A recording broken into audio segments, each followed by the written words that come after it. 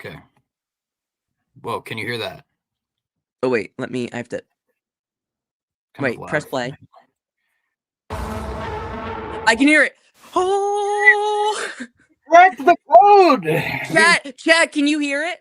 Can you hear? Can you hear the music?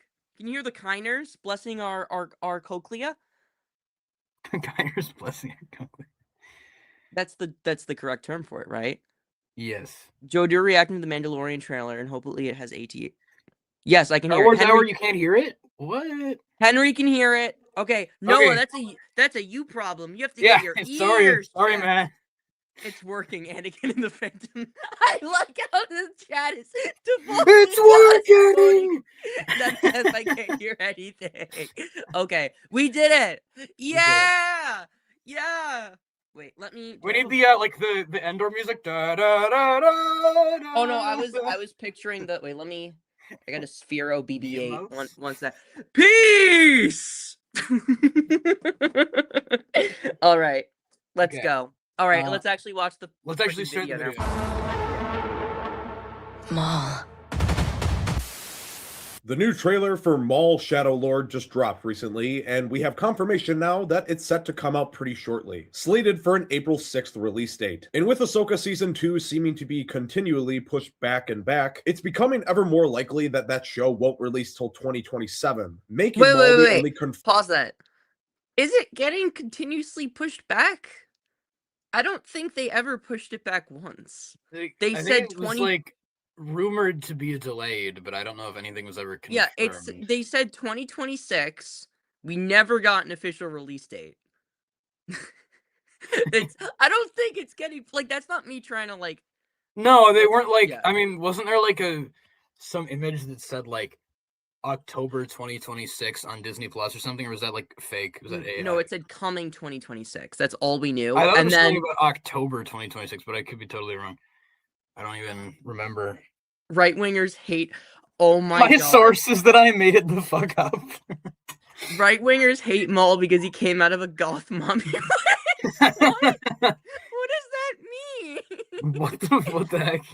Crystal, you just let like the auto word thing on your text come up because you just like kept clicking the recommended. Okay, continue. We're gonna be here all day if we talk about it. Show for Star Wars in 2026. Combine that with the recent event of Kathleen Kennedy finally stepping down after a long 13 and some years, and the ascension of Dave Filoni and Lin Brennan to co-lead the company, it makes Maul Shadow Lord the first Star Wars project in this new era for Lucasfilm, which I think has a lot of people interested to see if this can be a small step in the right direction to hopefully start the new era off on a positive note. But with the trailer now being out in the public and us no longer having to rely on really shit leaked footage, I've developed some more concrete opinions and thoughts about what I've seen so far and what direction I think things might be headed in. And to put it bluntly, I am apprehensive to say the least. Betty, can you pause it for a minute?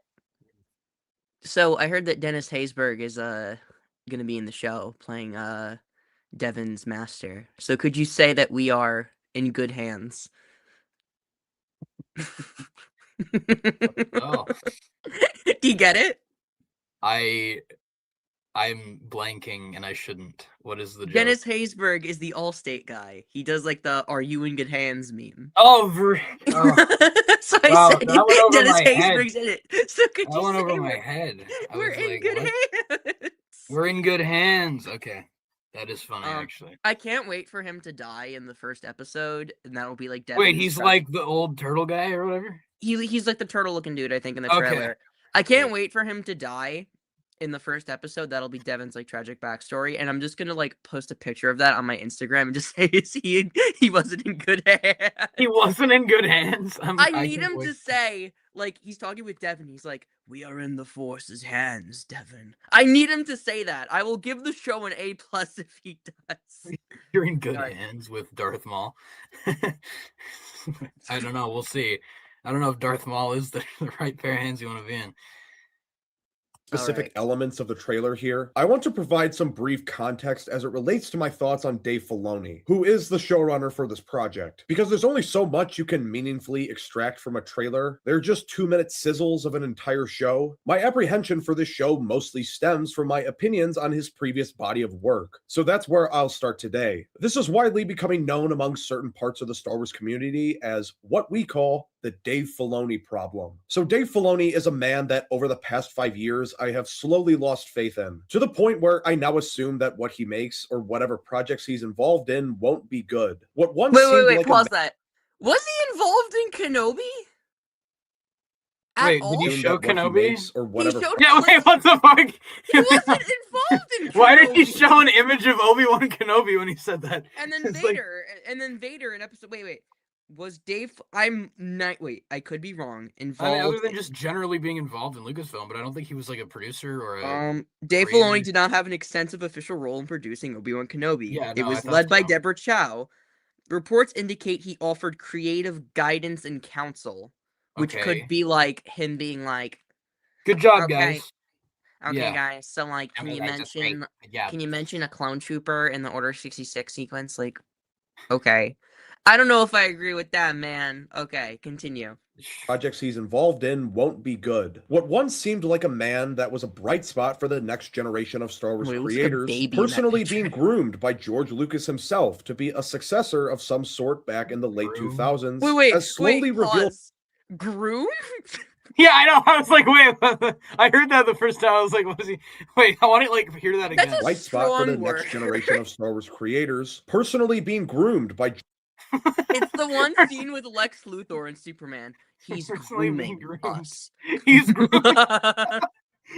I don't know Grooming if grooming isn't always bad. I mean, yeah, like, but unfortunately that word has been taken over by Minecraft YouTubers, so the word has lost all meaning. I want this guy to go up to Dave Filoni and be like, "You are destroying us." Someone, oh my god, Noah just tweeted, George is in the Epstein files. Take it with a grain of salt. No. George, Oh no. no. Joe, what are you gonna do if your students find your channel? I will meet with Oh, yeah, them you and I will teacher. the same way that no one finds out if Santa's real. Leave no witnesses.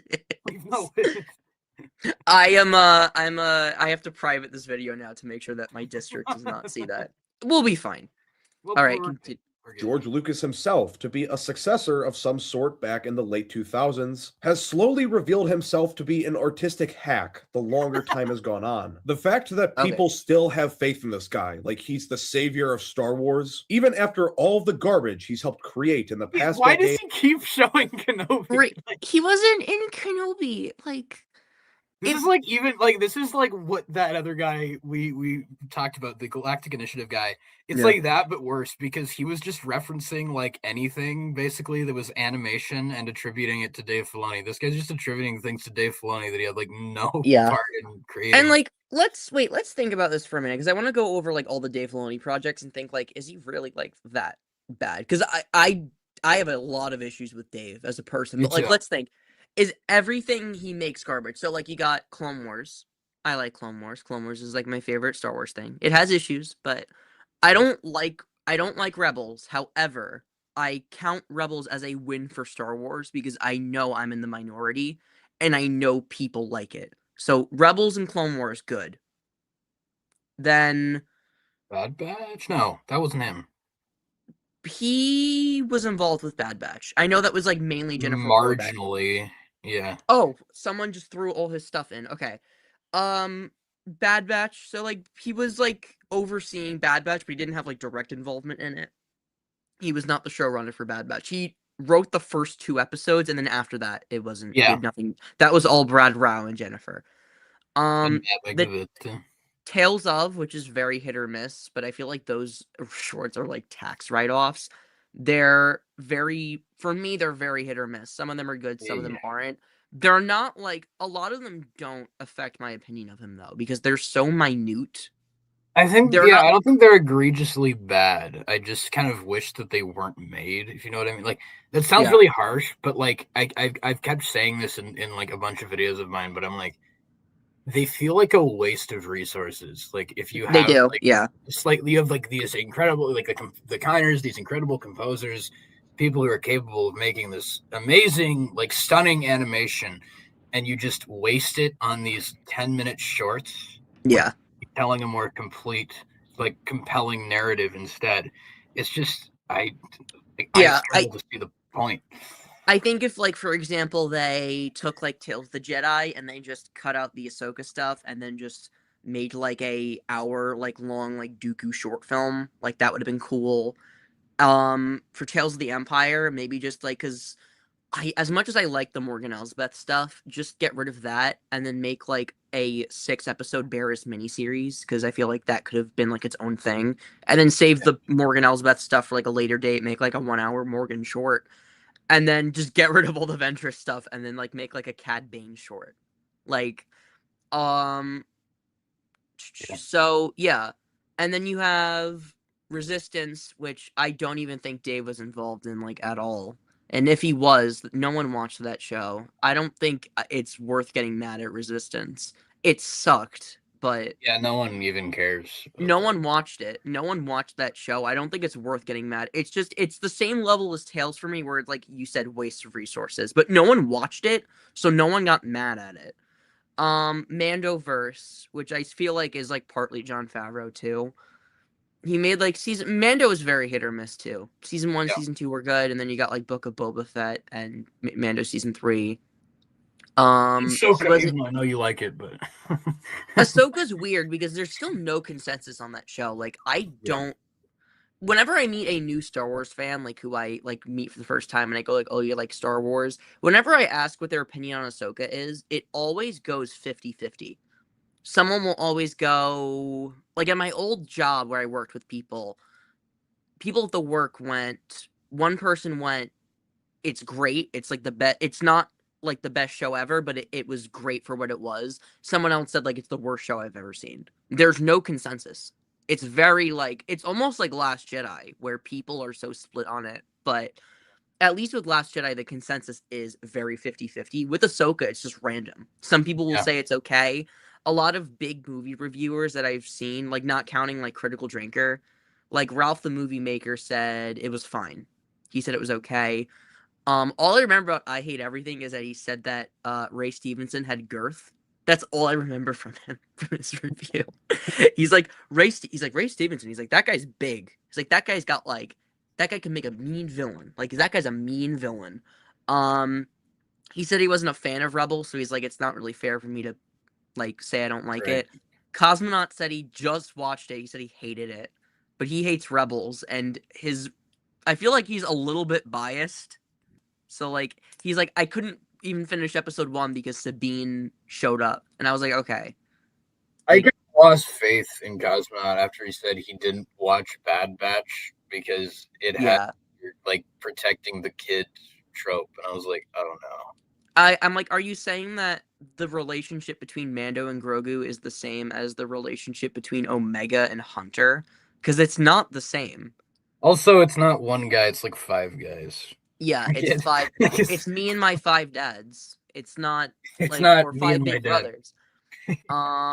And then yeah, so like I feel like Dave is always hit or miss. He's not like I agree with him saying he's not the savior of Lucasfilm. I think that I people who agree with say he's that. like Yeah, Jesus, like come on guys, like no. But he's also not like the end all be all. Like he's not leading toward our destruction.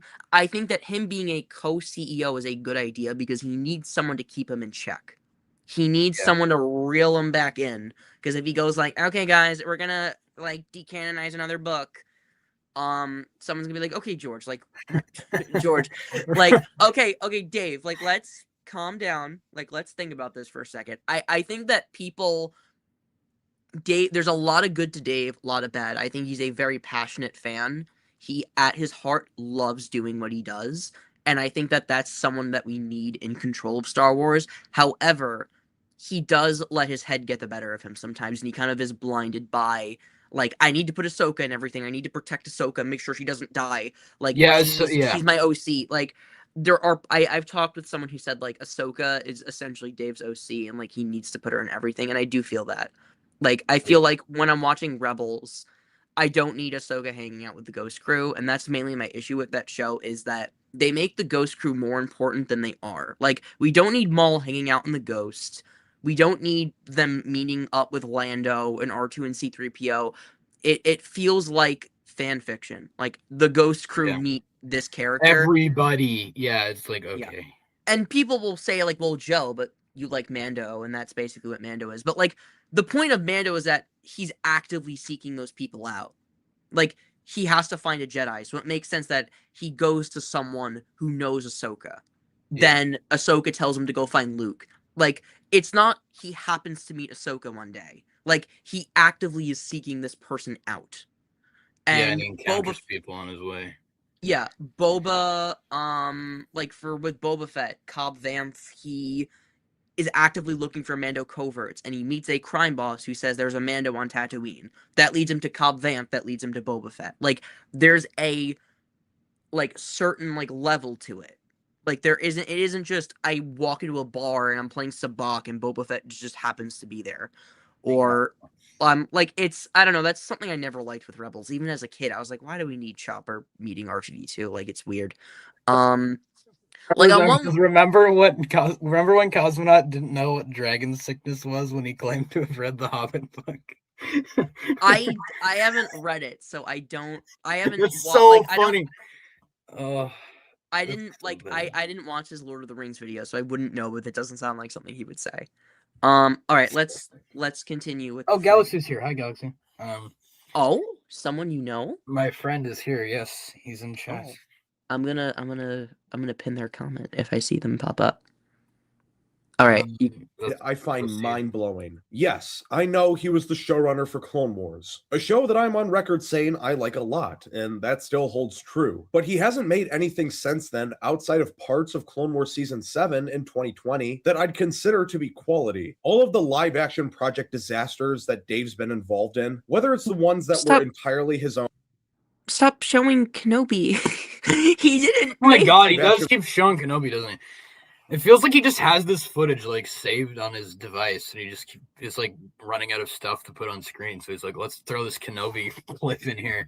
like Book of Boba, yeah, that makes sense because like he directed an episode of that show. Like Ahsoka, he's the showrunner for that. That makes sense. But like, if you're gonna criticize him, make sure you don't show the Acolyte. Like, he didn't have anything to do with that show, and so far Acolyte has not been shown yet. So I'm like, thank you for that, but. I hope canon stays intact with Dave being in charge. Yeah, I got bad news for you, Crystal. Yeah. Dude, we talked about this before. Like, Embo is going to be in the Mando movie, most likely. He'll probably be in the trailer tomorrow, which is cool. I swear to God, if his dog is in that movie, the dog is still alive.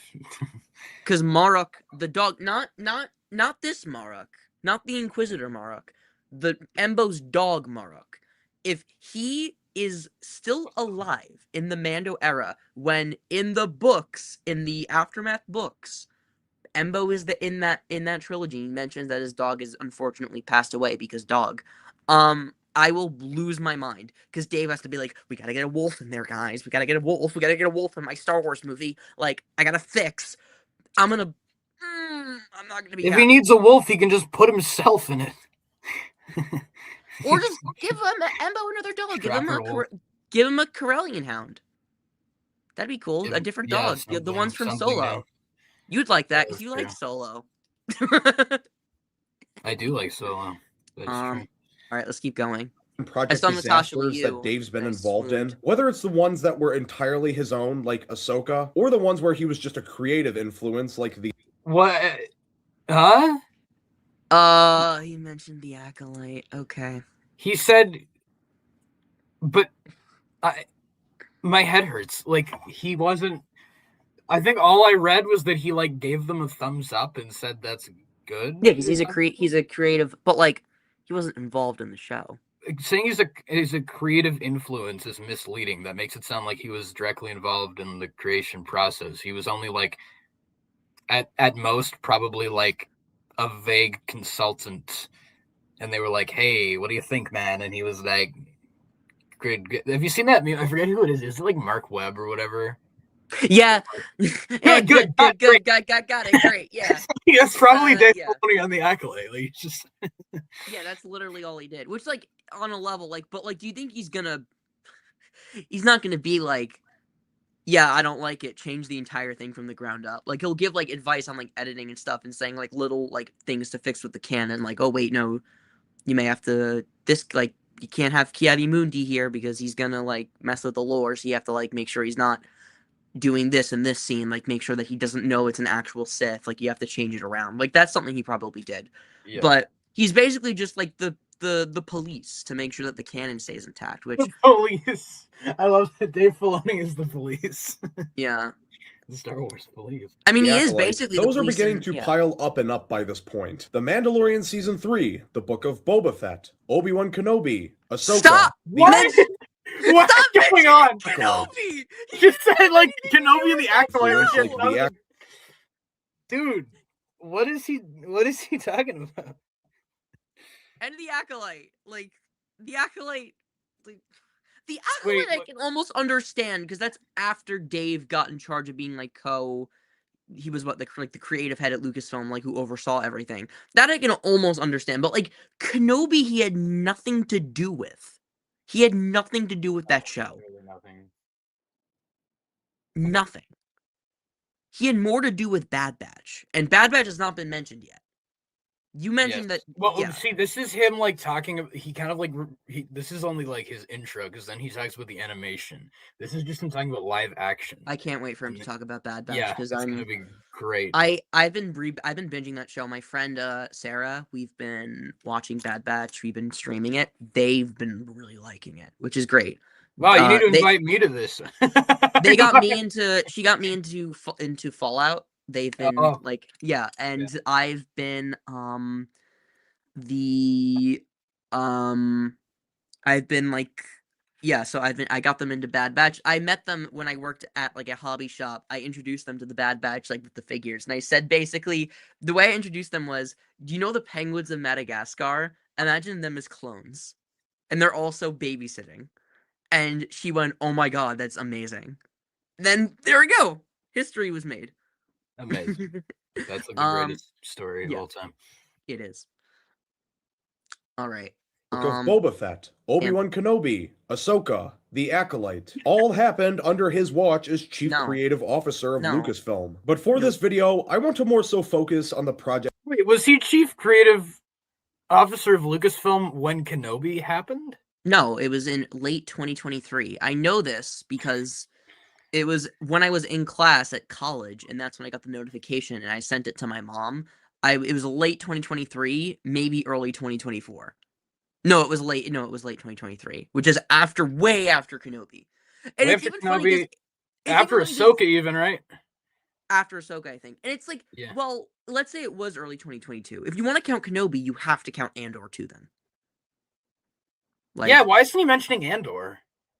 If you're gonna mention Kenobi, you have to be consistent and mention Andor as well. Anything that has happened in the last 4 years, you can't count cherry as being pick. under Dave Filoni's whatever. I'm not counting Andor or Kenobi. I'm only counting Mandoverse and animation, because that's all Dave has been involved in so far. And then he was Lucasfilm CCO in 2023, but he was given a thank you credit at the end credits of Kenobi. That doesn't mean anything. He was given a thank you in the end credits of Kenobi. That doesn't mean anything. That doesn't. If Filoni deserves blame for Acolyte being bad, then by the same logic, he deserves praise for Andor being good. Yeah, that's true. Yeah. He doesn't mention Visions. Yeah, and Visions is pretty good. Vision has issues, but it gave us Cheetah, the love of my life, Emma Myers. Like, we gotta, gave us Black.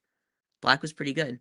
It gave us Andrew's favorite, the Birds of Paradise. Yeah. I was about to now I can roast Andrew. I roasted you enough about Mimba. Now I can roast Andrew for his Visions take. Because we got Blind Jedi before GTA 6. I remember that's why he really liked it, because Blind Jedi. Andor's the We best already one. had Kanan. That's a good point. Yeah, that's a really good point. All right, we can continue. Proceed here. That he's headed in the animation realm for comparison. Since at the end of the day, Maul Shadow Lord is going to be an animated show, and the animated shows I do think have a distinct feel to them. They are obviously constructed in a completely different way than live action, and that is what Dave Filoni has historically been known for. When people think of Dave... What does he mean constructed? I think he just means like animation is like a certain like it's got a certain feeling to it where almost like I think what he's trying to say is I can't speak for him, but the live action shows in Star Wars feel very sloppy. Like things happen on accident that they just, animation, everything in there has a purpose. Everything that's in that show, if it's in there, it's there for a reason. Like you have to be very meticulous with animation because it's all in a computer. So like the way it's constructed, Star Wars animation is far more complex than live action because everything has to be done like one frame at a time. With live action, it's more like they just throw everything together. So I think that's what he means. Like everything is constructed in a far more concise fashion. Yeah, and especially with how complex the animation is. Like that's true. Yeah. By the way, is it okay if you do like 1.25x speed just so we yeah, just so the video is a little bit faster? Just because look at that smug ass Jar Jar face, dude. I love his profile. I love his profile picture. 1.25, you said? 1.25. Don't do 1.5. Okay. We don't need him to be a chipmunk. Yeah. Filoni, usually the first thing that pops into people's heads would be something animated related. I think it's fair to say most people would probably put all the animation shows in a distinct category when discussing and comparing Star Wars. So for the purpose of comparing apples to apples, I've mostly been pulling from the animated shows when constructing my thoughts on what to expect from Maul Shadow Lord. But in order to best illustrate my apprehension towards the show, I think it's important to understand how we got to where we are, and how those events have shaped my current mindset as I look at the future of Star Wars animation going forward. So to make sure that we're all informed, for myself and the good of us all, let's briefly recap Filoni's animated work up to this point, shall we? It began back in 2008 with Star Wars: The Clone Wars. The Clone Wars Wars. Not the show, the movie. Oh boy, here we go. We're gonna rightfully shit on In hindsight, it's clear that the Clone Wars movie was supposed to be a story arc from the first season, but George for some reason wanted to cut it into a movie and release it in theaters. That will never not be funny to me. To see how well it fared with the general public. And it tanked. It did terribly at the box office, but more importantly, had a very poor reception among the fans. And because of that disastrous campaign launch, you could call it, almost everyone just wrote off the show from the onset when it began airing episodes on Cartoon Network later that year. Most people just assumed it would be more of the same. But unlike the movie, the show is a significant improvement in every way, especially so as the seasons went on. The writers really started to... Can I mention something really quick? Go back to that picture with Maul. This is something I really... I read this in a documentary. Most people just assumed it would be more of the same. Maul. But unlike the movie, the show is a significant improvement in every way, especially so... This shot. So when I forgot who said it. It was either Sam Witwer or Dave or someone else that was animating. They said that when they want Maul to be very sympathetic, they have the white pupil...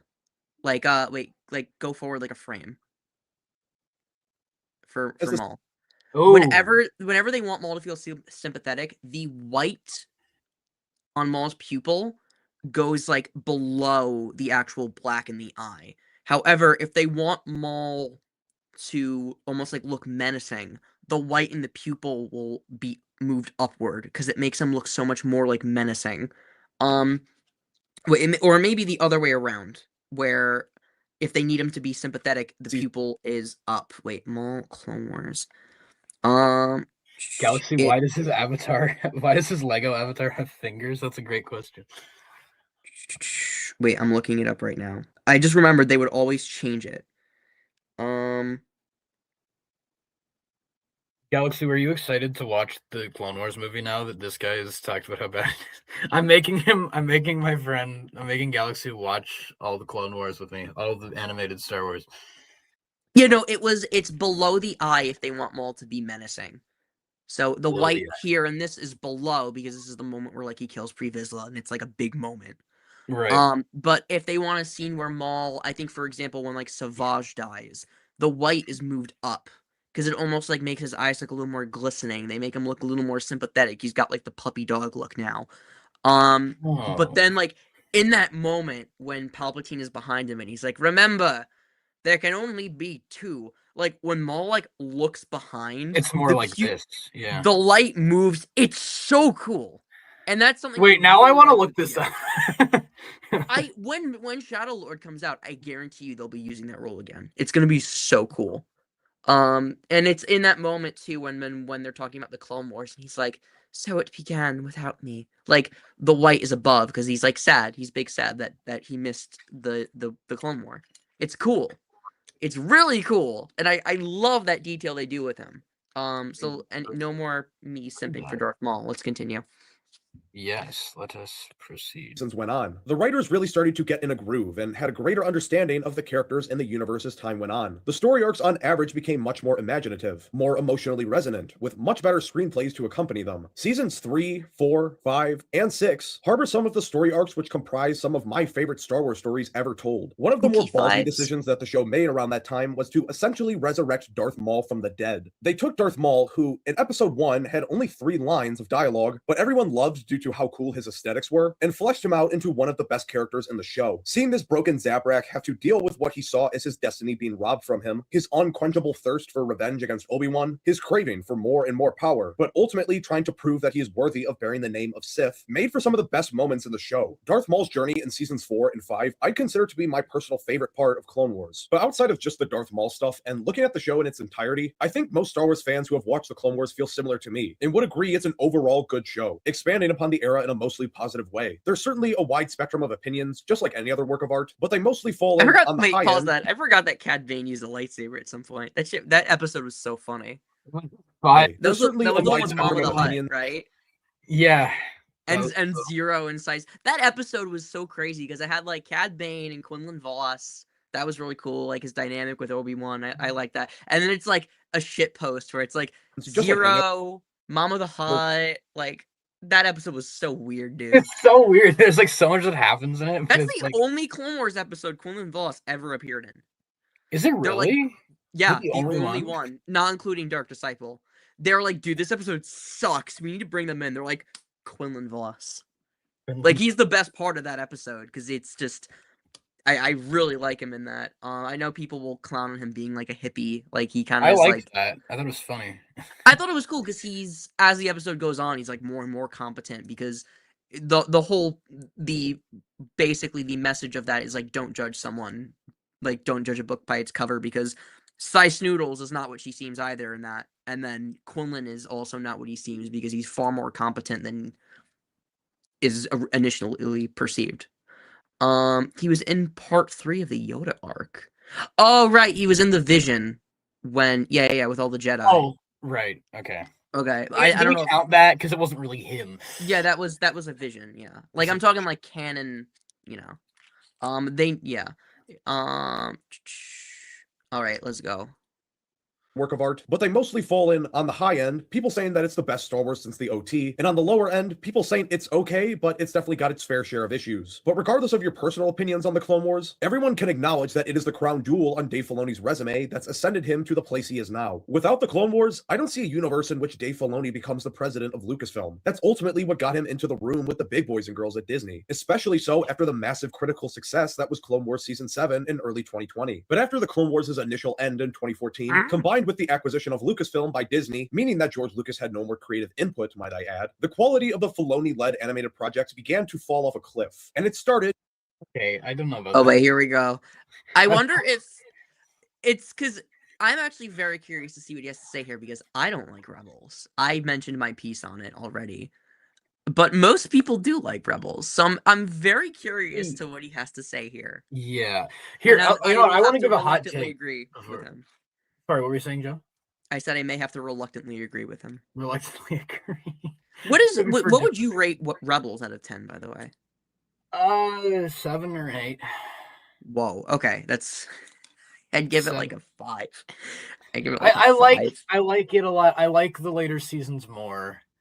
I think that I wasn't fair to it initially. And I rewatched it all the way through, and I was like, "There's a lot to this that I like." I don't think there isn't like a single episode I would like. Like I don't know. Like if you ask me like, "What's your favorite Rebels episode?" I would struggle. I would really struggle to pick one. It's like, what's your I favorite would too, Scorpion? but not because I think they're all that bad. I think I'm trying to think. Like, you got. Twilight of the Apprentice is really good. I don't like that one. I don't like Twilight of the Apprentice. I like the Ahsoka stuff, but all the Inquisitors are really dumb, and I'm not even counting helicopter lightsabers. I just think like there's too much going on in that. Like way too many lightsabers. Like the fact that they needed to introduce another Inquisitor and then just to kill him off in that same episode, I thought was very stupid. The Eighth Brother, Andrew, I'm sorry, you're probably watching this not right now, but someone will send you this clip. But the Eighth Brother is such a doo-doo character. I don't like him. Seventh Sister and Fifth Brother are like the leading antagonists, which isn't great. Maul just happens to be on Malachor, which I found to be a very odd. Like that goes back to my issue of just the Ghost Crew will stumble upon legacy characters. Like Maul just happened to be chilling on Malachor because I guess Kira dumped him. But the Vader stuff is cool, I guess. Ahsoka stuff is cool, and then the episode ends, and then Kanan's blind. Like doesn't Ezra literally just fall onto Maul like in the middle of the cave? Literally, yeah. He just falls down. He's like, "Hello, I've been alone for so long." It's like, what? Yeah. How are you right here? That was an interesting. I also don't love the dialogue in that, aside from the one scene where Ahsoka realizes Anakin's Vader. Like the part where Maul comes out of the cave and the Eighth Brother is like the Shadow. It's like, bro, yeah, that's kind of cringe. It's corny, boy. Like, no, bad. You got the one I do like is Vader saying, "What's the thing again?"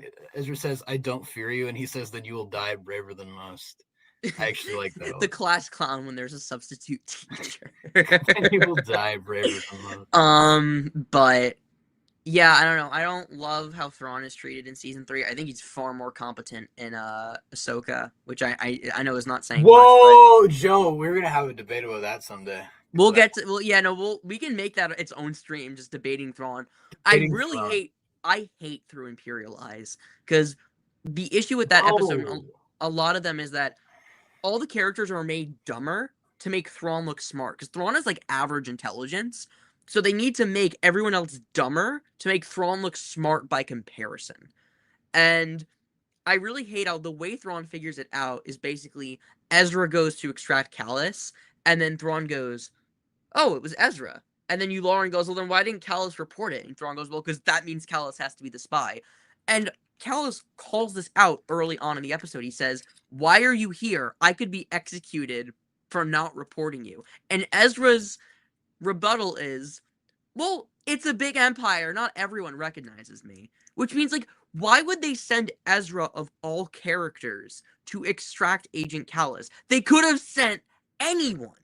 They could have sent Wedge. They could have sent someone in Phoenix Squadron. Why did they send one of 6 people in the Rebel cell that knows Callus directly? Why would they do that? I really don't like that beat for them. They could have sent Wedge. That would have been cool, because Wedge doesn't know Callus. And, like, I don't know, maybe not, because they're in that Sky Strike episode, so maybe, no, they would know him. They could have sent literally anyone. They could have sent Why wouldn't they send friggin' Zeb or something? Because he knows Callus. Like, they actually have a personal relationship of sorts. Well, no, but then Zeb, they would have been like, well, Al-Assad. Oh, okay. Right. Yeah, that would have gone back to my issue. It's like the fact that they need the Ghost Crew in every episode, that weighs it down so much. The fact that if they wrote a more clever way where... Yeah, I agree with that. Thrawn figures it out, and it's just a solo episode of only, like, Thrawn, Callus, and the other imps. That would have been way more engaging. The fact that they need every episode to feature Ezra in some degree is so exhausting to me. Yeah, it honestly would have worked, but like it's something like how they handled Bad Batch, where you can have an episode or two go without them. Yeah, and I think that even Bad Batch could have utilized that a bit more. I think, like, not every episode needed to have them, but, like, you got, like, some of the best episodes in that show, like Identity Crisis with Emery, all the Crosshair episodes, like, those are some of the best episodes in the show. I think, like, maybe we could have gotten, like, an episode with Rex and Echo. Conspiracy. Conspiracy is so freaking good. I watched that in my college, lobby, and I was blown away by that. But the Ryloth stuff is pretty good too. I like that one episode with Hera. I know not a lot of people like that episode. I like it. I like it a lot. Right. And obviously, the Crosshair ones are like the best. The Crosshair ones are the best ones. Take the golden episodes. All right, let's go. Let's see what he has to say about Rebels. With Star Wars Rebels. Going into it, many saw it as a kind of loose sequel to Clone Wars. It had many returning characters from that show, and many of the same people that worked on Clone Wars were working on Rebels. But Rebels quickly revealed itself to be a downgrade from Clone Wars in every single way. The characters were terribly written and mostly annoying. The show was littered with filler and inconsequential side missions. The animation and world seemed lifeless and boring. The tone was all over the place. One scene could be okay. The fact that I agree with a lot of what he's saying makes me really upset. It makes me upset too, because I disagree with half of that. I don't think him saying all the characters are really poorly written. I don't know if I agree with that. I don't think that's true. I also don't think they're all annoying. I don't think Hera and Kanan are annoying. I think Ezra and Sabine are very annoying. I think they work a lot better as I have Black Series Natasha Liu Bordizio over here. I think she works far better in live action. Sorry, the helmet's crooked. The only person who's ever said that, Joe. No, Ross also says the same thing. Ross and Ezra work far better in live action. Hera, basically the same. Hera's basically the same character. Kanan, better in animation because he's dead.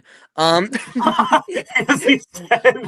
Wow. And also we don't have to see Freddie Prinze Jr.'s face in live action. But like, yeah, like Zeb, I'm like one of 8 people who doesn't like Zeb Orrelios. I think he's annoying. Hopefully he doesn't have a lot to do in the Mando movie, because the more he's just walking around seeing Grogu, Carabest, you take that thing everywhere with you? Looks like a little, like, makes a reference to an obscure Star Wars creature, and then Din just looks at him and is like, dude, can you please shut up for 5 seconds? It's the one Shrek meme. Can you stop commenting about my son for 5 minutes? It's just, like, I'm gonna time how long it takes in the Mando movie for Zeb to say something annoying about Grogu. Him being like, I'm looking forward to seeing that. Like, well, the thing I disagree with the character point. I also disagree with everything. The animation was written and mostly annoying. The show was littered with filler and inconsequential side missions. That I agree with. Animation and I don't entirely, because there are a lot of missions in the show that seem inconsequential that actually prove to be significant. I think that you can cherry pick. Like, well, if it wasn't for the Leia episode, the Hammerheads wouldn't have been in Rogue One. Yeah. The one episode with the Purgle, they wouldn't have been in the finale. And it's like, okay, you're cherry picking, but like that doesn't account for most of season 2 being complete garbage. Like, give me an example of something that you think was inconsequential. I think the Lasat episode heavily handicapped Zeb's character. The fact that it wasn't so much the concept of the episode, it was the outcome of Zeb finding out that he's not the last Lasat, and there's actually an entire civilization of Lasats to basically make Callus feel better about himself, that he didn't actually genocide all of them. Like, that was really the ending, yeah. I really hate to make Callus be like, guys, actually he didn't commit a genocide. Like, I really hated that. I hated that was only made to make Callus feel less bad about himself. Make Callus feel better and make Zeb feel less bad. Yeah. The Interdictor episode, really didn't like that one. The Interdictor. The one with Commander Brom Titus. Because that's made to introduce the Interdictor cruiser, which is like a ship that prevents them from leaving hyperspace. But they introduced them in 0 Hour anyway. So, like, what was the point? Like, and they recap everything we learned in that. So, like, we didn't learn anything new. They could have just removed that episode. And the only other thing that episode introduces is, the, like, Rex and Kanan bonding with each other, but that could have been in any other episode. And also, I'm not of the, like, I don't like I kind of don't buy Rex and Kanan being friends, because like Kanan should never really get over that, and it's basically just it boils down to, aw, Rex saved me. Maybe he isn't such a bad guy, but Rex already, in his first episode, Rex rallies his friends to protect them against the walkers. He already proved himself. So why is now any different? It's really weird. That was Like, weird. Yeah. It's like, oh well, Rex saved me and threw himself I under never the bus understood to the get point of captured. that. That was weird. Yeah. I like, what else do I not like in Rebels? Like, there's so many episodes in season 2 that I really don't like.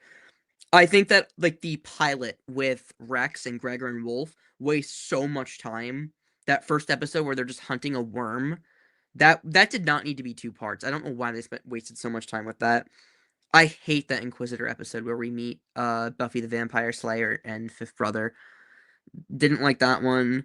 The Blood Sisters one I really don't like with Sabine, where they kill another droid to save Chopper and a Gonk. That was really funny. Future of the Joe, you're sounding so much like Cosmonaut. It's really funny. I got that from his thing, but I genuinely, even before I watched Cosmonaut, I was like, wait, why did they kill the poor RX droid? Like, I really didn't, even as a kid, I didn't like that he killed the RX. Like, I felt really bad for that. Because he didn't, and it's like sad, because in his final moment, he was like really confused as to why he had to die. Like, I felt really bad for him. And it was like, why is Chopper and the Gonk droid more integral than he is? Like, Chopper is the king of war crimes. it's like, what are the, like, why is the Gonk droid more worth living than the RX, than the pilot droid? Like, if they saved the RX, I'd be fine with that. These are moral issues that Rebels is beyond handling. Like Princess, like, the Princess one I hate, the Leia one. Like, we don't. I liked that one. I don't really like it that much. I like the one with Fen Rao. That's an episode with Sabine I actually really like. It's a good one. The Purgle one I don't like. I get that they come back at the end of season 4, but that felt so weird to be like. Do you at least like the one in the temple with Yoda? Yes, that's probably okay. Thank God. I like that one of my that favorites from season 2. Yeah. The Forgotten Droid is so funny. I love the he floats around in space and sings or whatever. No, that's in season 3. The Okay. episode where I like that the emotional crux in that final episode is AP5 saying, "You sacrificed your replacement leg for me." That's a line that was written into a TV show, dude. Like, great. And then Mystery of Chopper Base I don't like either, because that's just, there are spiders under your skin. Better dig them out. Like, yeah, I don't like that one because they just like kill all the spiders. They don't kill them all, but they kill some of them because, oh no, Rex got taken. Like, we gotta save Rex, and then at least there was like a moral to that eventually, because the Bendu taught Kanan not to resort to violence, so there was kind of something to that. But like that was just like, that could have been done in any other way. Like, and they already kind of knew that because they used the little staff things to defend themselves. So it's like, why did you need to? I don't know. It just feels like gratuitous violence, that episode. I'm not a big fan of that. I don't like the honorable ones with Zeb and Callus. Whoa! On paper, I think it's great. However, my issue, it wants to be the solitary clone in the Outpost so bad. Yeah, however, I don't like that there's a line where like, basically, like, Zeb says something, I have it written down. Zeb mentions, like, oh, you throw all Lasats into the same basket.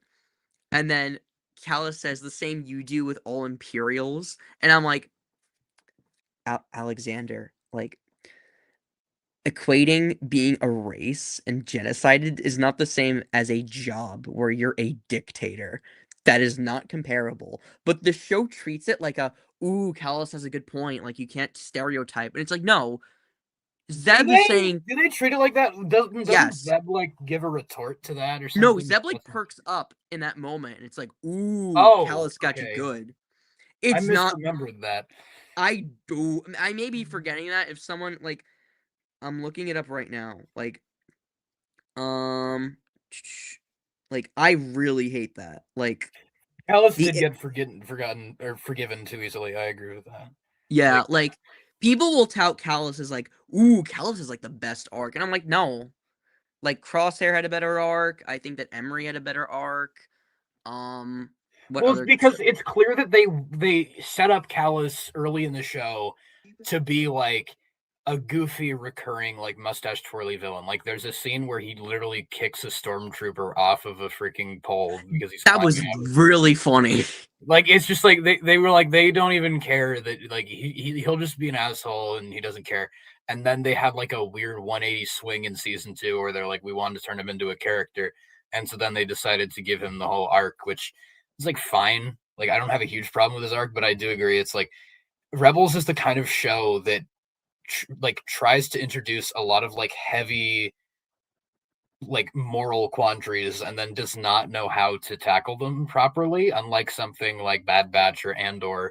It's just kind of like a lot of it feels ham-fisted and kind of childish, which the line is the line is, well, you can't judge all the slots the same. Does that sentiment apply to Imperials? All the Imperials I know.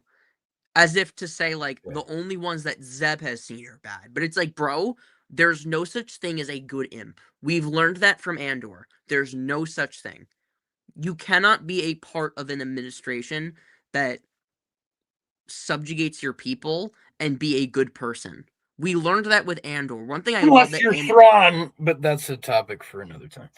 One thing that Andor did that I love was show Colonel Yularen as a bad person, because everyone was like, Colonel Yularen was such a good guy and he was really nice in Rebels and he was kind of wholesome and he died. Andor showed us no. Yularen is a monster. He is the leader of the ISB. He like put forth the PORD. He like encouraged Dedra Meero. He was not a good guy.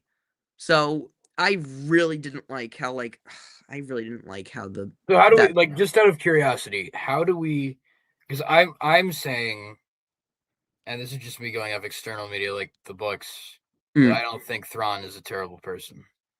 Thrawn's weird because Thrawn is complicated. But like if we're going by that logic, how do we extend this courtesy to someone like Lonnie? Right? Like Lonnie, okay. Yeah. Lonnie's also a challenging case, right? Because Lonnie is a spy for the rebellion. Yes. But Thrawn is also a spy.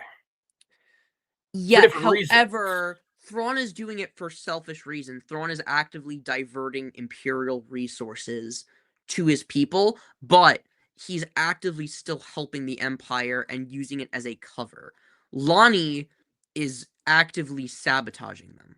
Lonnie joined the Empire to sabotage them. Thrawn is joining the Empire and helping them for his own personal gain. It's for a selfish reason. Lonnie's doing it for selfless reasons. Thrawn isn't actively sabotaging them. He's helping them to gain their trust so he can use their funds for an inevitable war that we don't even know will happen. Because the Grisk may do something bad. My people are being, like, subjugated in another galaxy, so I want to join the Empire and join their ranks so I can pull funds to inevitably give to my people if that war occurs. And that's why he's doing that in Ahsoka, because, like, I need to bring the Empire back to power because the New Republic won't do anything to help my people. So if I rebuild the Ahsoka, or not Ahsoka, sorry, whatever it is, Ahsoka and whatever the other one is, Rebels, they like really outwardly villainize like his actions in a way that's like kind of cartoonish, which I'm not a big fan of. I don't think he was cartoonish in Rebels. I agree.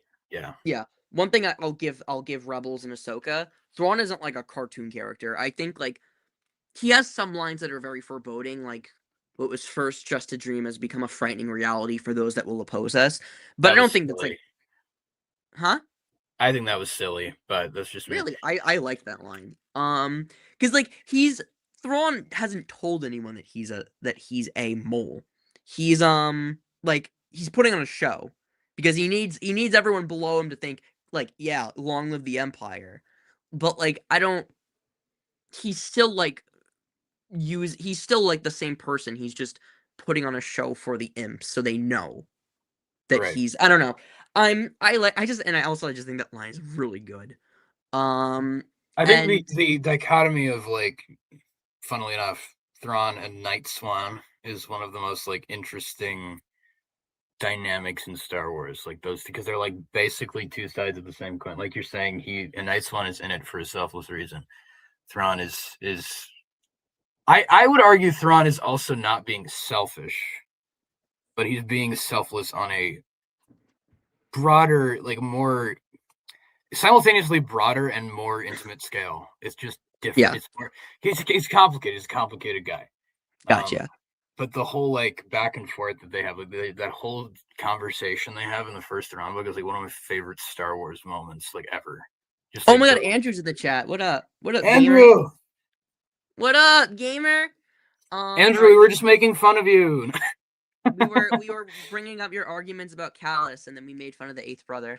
All right, let's continue watching the video. Yeah, sorry, let's carry on because we're getting off track. World seemed lifeless and boring. The tone was all over the place. One scene could be some goofy kiddie show garbage, with the next scene trying to be very emotionally serious. And the list goes on and on. Star Wars Rebels failed to capture the magic that the Clone Wars had, and this was only the initial sign of things to come. Right after Rebels ended was the brief run of Star Wars Resistance. Now, for those of you that don't even know that this show existed, I don't blame you, because I almost forgot about it myself. Now, I personally haven't seen Resistance, so in all fairness, I can't be too harsh on something I haven't seen. I'm merely basing what I know about the show based on the opinions of the general public. But for the few that did watch it, the opinions of the show are not too high, to say the least. If Rebels was a downgrade from Clone Wars, then Resistance continued the trend and somehow managed to get worse. The show was even more childish in its tone. Despite not being specifically marketed towards kids initially, the show came out right after the conclusion of Rebels. So clearly they were trying to get the fan base from that show to hop onto this one. But that didn't end up happening because it was clear from the onset that Resistance was an even further downgrade in quality from Rebels. From what I've been told, the characters are terribly written and unengaging, combined with a narrative that lacked anything interesting. And so, Star Wars Resistance was canceled after a short 2-season run. And then we reach a strange point in the Filoni timeline. So although Star Wars The Clone Wars had its initial run from 2008 to 2014, its fan base at the time wasn't massive. It was certainly seen as a more niche project. But in the mid-2010s, after the series had finished its initial run, it started to gain a lot of praise and popularity among the broader Star Wars community. You see, the Star Wars community was really starting to gain more of an affinity for the prequel era at this time, in the wake of the beginning of the Disney era for Star Wars. Many who ended up watching the show saw the Clone Wars as fixing a lot of the problems that were present in the prequel films. For some, it acted as an outlet for Star Wars fans to engage in content they hadn't seen before, making it all feel like fresh and new Star Wars. Many of whom were It's Jedi Master Evan Beale. I love that guy. It's Jedi Master. I don't like. I love him. I love him so much. I love Jedi Master Evan Beale. He's great. Oh my god, Rise of Skywalker. I don't understand what he just said.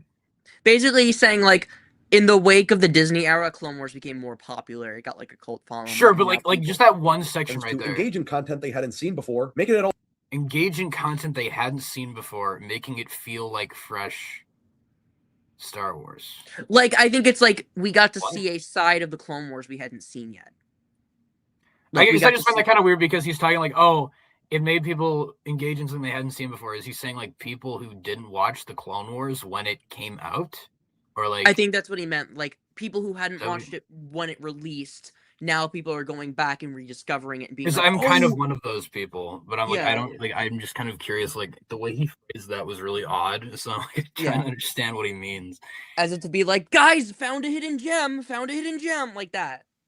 I'm being mean, but I agree with that. Clone Wars as after I do got too. more popular. Yeah, I agree too. I guess it's just it's just nowadays it feels like kind of an obvious statement. Oh yeah, of course, Yeah. But, I guess I don't disagree. Oh, there's my nephew. I don't disagree with that. Let us proceed. Feel like fresh and new Star Wars, many of whom were increasingly dissatisfied with the direction that Disney was taking the franchise. Tons of video essays on why fans should give Star Wars The Clone Wars a chance were starting to pop up online, raking in tens of thousands, hundreds of thousands, sometimes even millions of views. And Lucasfilm was certainly starting to take note of this growing phenomenon. Hashtag Save the Clone Wars was starting to trend online, to the point where it started becoming unavoidable. So in the summer of 2018, something happened that is extremely unusual in the entertainment business. Although Star Wars Resistance was was about to release in a couple of months, there was a 10-year anniversary panel for Star Wars The Clone Wars going on at San Diego Comic-Con. And out of nowhere, Disney announced that they had decided to resurrect the show that had never been concluded from the dead. And Star Wars The Clone Wars would return for a 7th and final season on Disney+, directly tying into the events of Revenge of the Sith. Fans were shocked, but more importantly, ecstatic, myself included. The show that was loved by many at this point Where was were finally going to you get the proper ending that it deserved. when The hype Clone would Wars build Season for the 7 got next year and a announced? half, until February of 2020 came, and the season finally began its release. And Can I say season something really 7 was- quick? Yeah. The feeling of booting up the Bad Batch episode for Season 7 and being greeted with the Clone Wars fanfare and Tom Kane's narration as if no time had passed between 2012 and 2020 is something for the ages. Like, I wish I recorded hearing that narration again and the same flashy, like, previously on, like, spinning newspapers aesthetic of the Clone Wars narration. That was the fact that they kept it so close to the original is, like, insane. I just needed to say that. I'm sorry. The Bad Batch is superior to every live action Star Wars show except Andor. I mean, I agree. I would agree with that as well. Very, like, we're never gonna get something as good as Clone Wars ever again. Like, it's true. Like, aside from Andor, but maybe we'll get close one day. I don't know. Okay, I don't know if I'd say Bad Batch is superior to Andor. I don't know about that. I don't see the chat is. I like Bad Batch, but I wouldn't say that. I don't know if I would say Bad Batch. I like a lot of things about each of them, and I think in some ways they're comparable in terms of like quality. Like, okay, fine, I'll say this: Bad Batch has a special place in my heart that maybe Andor doesn't. But Andor is like generally a superior show. Like, I don't think anyone's gonna argue with that. Andor's overrated. What up? Wait. What's happening right now? What's going on? Did I stutter? No, I said Bad Batch is better than the extremely overrated Andor. Okay. Bad Batch is Andor may be technically better, but the Bad Batch has my heart. Yes, I agree with this. With I'm random gonna. user. Oh wait, random internet user is one of my buddies. From my I'm putting tough luck and timeout for 5 minutes, just for that opinion. Whoa! Joe is like going ham. Wow. Not a ban. Timeout for 5 minutes. Joe's I'm not evil. Joe's banishing you to Narkina for that. Narkina too. Say hi to Dedramiro for me, bro. All right, let's continue with the video. Okay. Received a warm welcome from the broader community as it aired. For me, it was clear that the show had lost a step or two. It was fine for what it was, but was very short in episodes with the quality rate. Give me the final season of Clone Wars perfectly encapsulates Clone Wars' like quality of first arc is pretty cool, nothing groundbreaking, but it's good. Second arc, what the hell did I just watch? That was a waste of my time.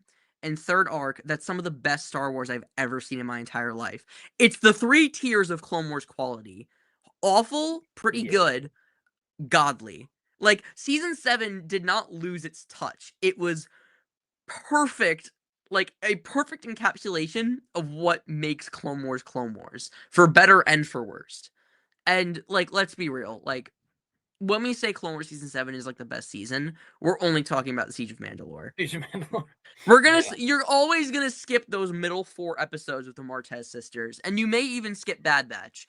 I think, in hindsight, that arc was needed for the backdoor pilot for Bad Batch. Like, that was, it's now integral. Because you can't just skip that now, because you need to know how Echo is alive, and you need to know who those 4 characters are, but... like, and also what, like, how he has a connection with Rex, but like, yeah, it's, I don't know if I agree with, like, saying that Clone Wars Season 7 lost its touch. You know what? Here's the thing. I might actually, be against you on this one, Joe. Because, well, not entirely. I'm somewhere in between these two positions, because I think this is also coming from the perspective of me, who was not like someone who was salivating about the prospect of Clone Wars coming back, because I didn't get into it until after the final season came out. and then I revisited everything, all the older material. And so just watching it as a general audience member, you might say, I did not really love the first like 8 episodes of season 7. Even the Bad Batch one. And that's the funny, this is me as like the biggest Bad Batch shill on the planet. I do not like the Bad Batch arc that much, like at all. I actually don't. In Clone Wars, I don't actually like the way they were characterized. I think that the writers of Bad Batch did a bit of backpedaling and actually like retroactively fixed some of my issues with the Bad Batch's character. I completely agree with that actually. Like one, because I remember watching those first 4 arcs and being they aren't that likable. That's the thing. They're actually kind of annoying. And the only one I liked was Hunter because he knew when to shut up. I hated Wrecker in that first. Wrecker is an asshole. They're all assholes. I didn't like. What's funny is my least favorite character was Crosshair. Which is very funny, because if you asked me now who my favorite Bad Batch member was, I would say Crosshair's my favorite. Like, they were cooking with that, with the actual Bad Batch show. And Hunter, funnily enough, became my least favorite of the main 4. Really? Okay. Hunter became my least favorite because he was easily the most. I think Wrecker's the most static character, but Hunter was just, he has the least interesting. He's the everyman. Like, if I asked you, like, what's Hunter's... If someone asked me what's Hunter's personality, like, what are Hunter's personality traits, I would struggle. Like, I would have to think really hard, like... He's Hunter. yeah, he's the sexy one.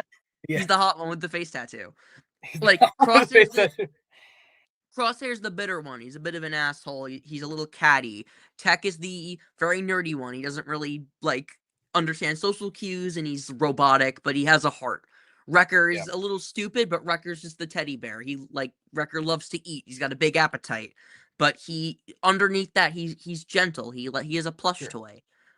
Echo is grumpy and for obvious reasons, and he also feels like people aren't doing enough to help others. Like, he's incredibly selfless. Like, Hunter is the one who wants what's best for his family, and he's the dad. He's the dad of the group. Yeah. He puts everyone before him. Like, he's the least interesting one, but he does have an arc. Like, it's learning to kind of stray away from. No, like, Joe, you're forgetting. Sheev told us that Hunter doesn't develop or change as a character across all 3 seasons. He never developed. I would say he develops. I think that his development is the least noticeable. I disagree, but I'm not saying it's bad. I like Hunter. I think Hunter's I do too. A good. I like Hunter I just think that his development is definitely the one I would write home about the least. Like, Crosshair and Tech, like Echo, like those 3. Omega easily is the best arc of all of them, which is funny. Like, if you showed like season 1 and season 3 Omega like back to back, it's like night and day. Like, Crosshair, night and day. Echo even. Tech, I mean, season 1, season 3 Tech, it's like one's there, one's dead. Hunter's just a guy. Energy is charming. I agree. Random internet user, did you read the Bad Batch book? Because that, like, Hunter has like the I'm just a guy energy all over that book, and I fucking love it. It's so good. Benny, I feel really bad for saying this. I gotta go use the bathroom. I'll be like back in like a minute. Sure. Can you own the chat, please? Can I own the chat? I'll certainly own the chat. I'm gonna turn off my camera. Okay. Goodbye, Joe. Joe betrayed it. Hello, everyone. Me now. I guess Flesh did a lot in Sanctuary. Yes, he does. I know. Use my emergency powers. I mean, sure. I don't know about that.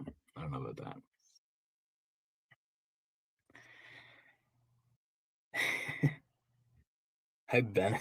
Shut up, Galaxy. The only one here that I feel comfortable telling to shut up. Oh, man. Well, it's funny because I also have to use the bathroom, so I'm going to probably go after Joe comes back. Then Joe will have to own the chat. Recipes Robert Duvall. By the way, his connections to Star Wars will never be forgotten, as he was in George Lucas's first film. Oh, yeah, I just read about that. That's so sad. Pausing on a frame from Marta's sisters is true torture. This isn't the worst frame. Come on, there's the worst frames. Off topic, but I need to quickly acknowledge. Yeah, definitely. No, I'm glad you mentioned that actually, Tough Luck, because I forgot about that. You know who else uses their emergency powers? Oh, shut the fuck. Too bad I can't play the funny audio. Oh, Galaxy, no, you're not allowed. I don't even know if you could. If I sent you the link, you might be able to join. But Joe did not give me authority to do that. Unless my emergency powers extend to inviting people to the StreamYard call, but I don't think so. It's too quiet. Well, yeah, it's because Joe isn't here. That's the problem. He left me to take care of all of you. The Ministry of Magic. The Multiverse of Madness. I'm back. You're back. You're alive. That's great. I heard. I come down and I hear it's too quiet. Yeah, that's because Joe's not here. Yes, we need asshole. Joe. Well, see, Joe. Now I'm gonna hand you to the chat because I have to go to the bathroom. So have fun with them. Have fun with them. Okay, I'm gonna own the chat. All right. Somehow Joe returned. Be lucky. Okay. Mom, the Ministry of Magic. Okay, chat. Thoughts on what do we think is gonna be in the Mando trailer tomorrow? Time to take what goes on in the bathroom is not your business, it's mine.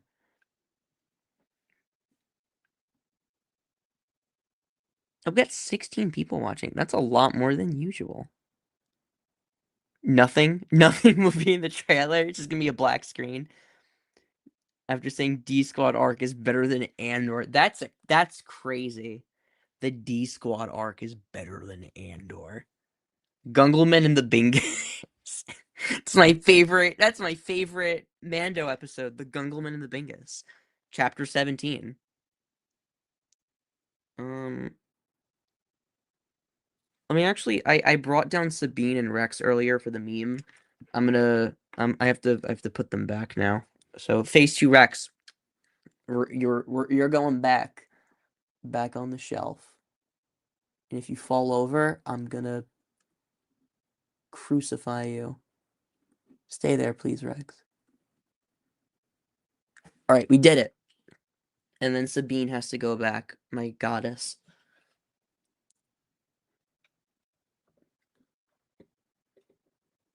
My Ahsoka shelf always tends to take a shelf dive. I don't know what it is. It's always Hera and Hu Yang that always go down, and then they take everyone with them.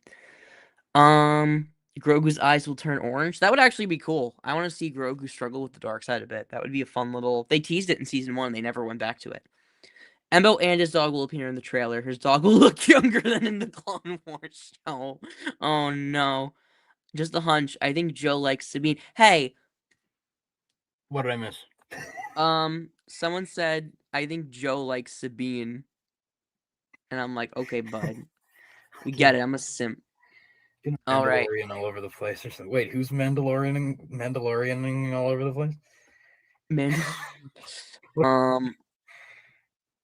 Okay. We can. Let's keep going with this video. All over the place. It started off with a pretty average story arc in The Bad Batch, which was entertaining enough as an entry point back into the show, but didn't knock my socks off or anything. It more so served as an action-packed arc, which in hindsight was used to set up things that were to come for Star Wars animation later down the line. It was then followed up by what I think is the worst story arc in the entirety of the show. That being the Martez sisters arc. And the less said about that. Pause that. It is not the worst arc in the show. No. It is not the worst arc. It's not good. No. It's not bad. What is the worst arc in your opinion? It has to be the freaking Goldie R3S6. Yeah, oh no. And by the way, Downfall of the Droid and Duel of the Droids. Yeah, someone said the same thing in chat. Dawn said the same thing. Oh yeah. And that was season 1, so that was like them getting their shit out of the way first. That episode was objectively unfinished. The animation looked awful. Oh yeah, that's one of the worst looking episodes ever. And that's not even my opinion. That's objective, like, they've come out and said that that arc was unfinished. Yeah. I loved that arc as a kid because I liked R2-D2. That was the first ever Clone Wars arc I watched. But season, like, what else? I mean, The Disappeared was not great with Jar Jar and Mace Windu, but it was that one is like one that I weirdly like. It's goofy. It's like goofy in a way that feels like right to me. It's like that. This is something that I never thought I would see happening. Buddy cop Jar Jar Mace Windu adventure, but also it's totally believable that would happen. Mace Windu saves Jar Jar's girlfriend from Darth Maul's mom. Never thought that would be it's the greatest like pitch ever. I love it. That sounds epic. What else? Season 3 has some stinkers. Also season 4. I think the season 4 episode with R2 and 3PO, that one's pretty bad. Yeah, where Cad Bane. Yeah. No, not that one. That one's a different bad. But I'm talking about the one where like R2 and 3PO are like a Y-wing, and R2 like crushes that little like little lizard man. Yeah. Like Mortis arc is mid. Disagree, but I get where you're coming from. Mortis is weird. Mortis is really trippy. Weird. You have to watch that while drunk. You can't want, like, you have to watch that while high. Watch that while high. It's a very trippy arc. Like the Shadow Warrior is also really bad. Not Ahsoka Shadow Warrior. The one where the Shadow Warrior where Jar Jar pretends to be Boss Leone, and then the Gungans destroy General Grievous. That arc is really, and that's not an arc, that's one episode. And then season 5 has the droid arc, obviously, but I think the droid arc is like on the same level as this one. Like, there's good, like, you got Gregor, you got the legend that is M5BC, love BZ, and then like this arc has like really nice moments with like Ahsoka talking about Anakin, and that one moment where Ahsoka. There are good moments sprinkled in there. I'll admit that. Yeah, it is not it's like a 5 out of 10 arc. It's not like the worst arc in the show. I'd say more like a 4, but I can agree. Four is fine. Yeah, and like the Martez sisters are good characters. They're just stuck in a horrible plot. Bad script. Well, it's also because wasn't it originally supposed to be one character, and then they had to like make it was dialogue. It was one guy, and they split them up. And I don't think that arc was meant to be I don't think that arc was meant to be 4 episodes. I think they had to split that up because obviously it had to have ties to the Siege of Mandalore. It's just that arc could have been like 2 episodes. But yeah, I would have preferred, if they needed an Ahsoka like arc to introduce us to her again, I would have preferred the one where like Sidious was gonna like enter the Jedi Temple from underground and Ahsoka had to like fight him. That would have been insane. I would have preferred that one. But that was gonna be an arc. It was like, you know what? Can I give a hot take? I think the first Darth Maul or like arc when he comes back is really messy. Like the one where he like Ventress shows up and they team up and then like I think that one's a little bit rushed. I think that could have been 3 episodes instead of 2. Yeah, that one like it carries over into like the episode with. Well, I guess it depends on how you slice it. Because do you consider that as like a 2-episode arc, or do you consider it a 3-episode arc that ends with season 5, episode 1? I view it as 4 episodes with the Ventress Dathomir stuff. I just think of that as like 4 parts, but like just the Dathomir power hour, basically. Okay. Yeah, because I always think of it as like, okay, Maul returning is like Savage goes to get him, and then it goes into the episode where they try to team up with Hondo or whatever, and then the Maul Mandalore takeover is like a separate story. A lot of the Maul stuff feels a little bit rushed. I feel like even the Death Watch stuff, they could have gotten 1 more episode instead of 3. I would have liked that. Because like it's funny because like the Pikes, they put so much work into like the Hutts, like recruiting the Hutts, but like Black Sun is like 1 scene, and like the Pikes just show up, and they're just like, "Hey, we want to join." They literally are like, "We would like to join you," and then Maul is like, "Okay, why?" Yeah, that was like quick, and then everything after that I think is good pace, but like Eminence is really rushed. I think that won. Eminence, But yeah. like you still get a lot of good stuff in that Darth Maul arc. There are a lot of like scenes and moments. I think it's just like the way it's strung together is kind of weak. Yeah, like Bo-Katan's arc is a little bit rushed, and it kind of handicaps her for the rest of the saga and the rest of the franchise because she goes from bad guy to good guy so quick, and we don't even. It's odd that they never really address that stage in her history ever again.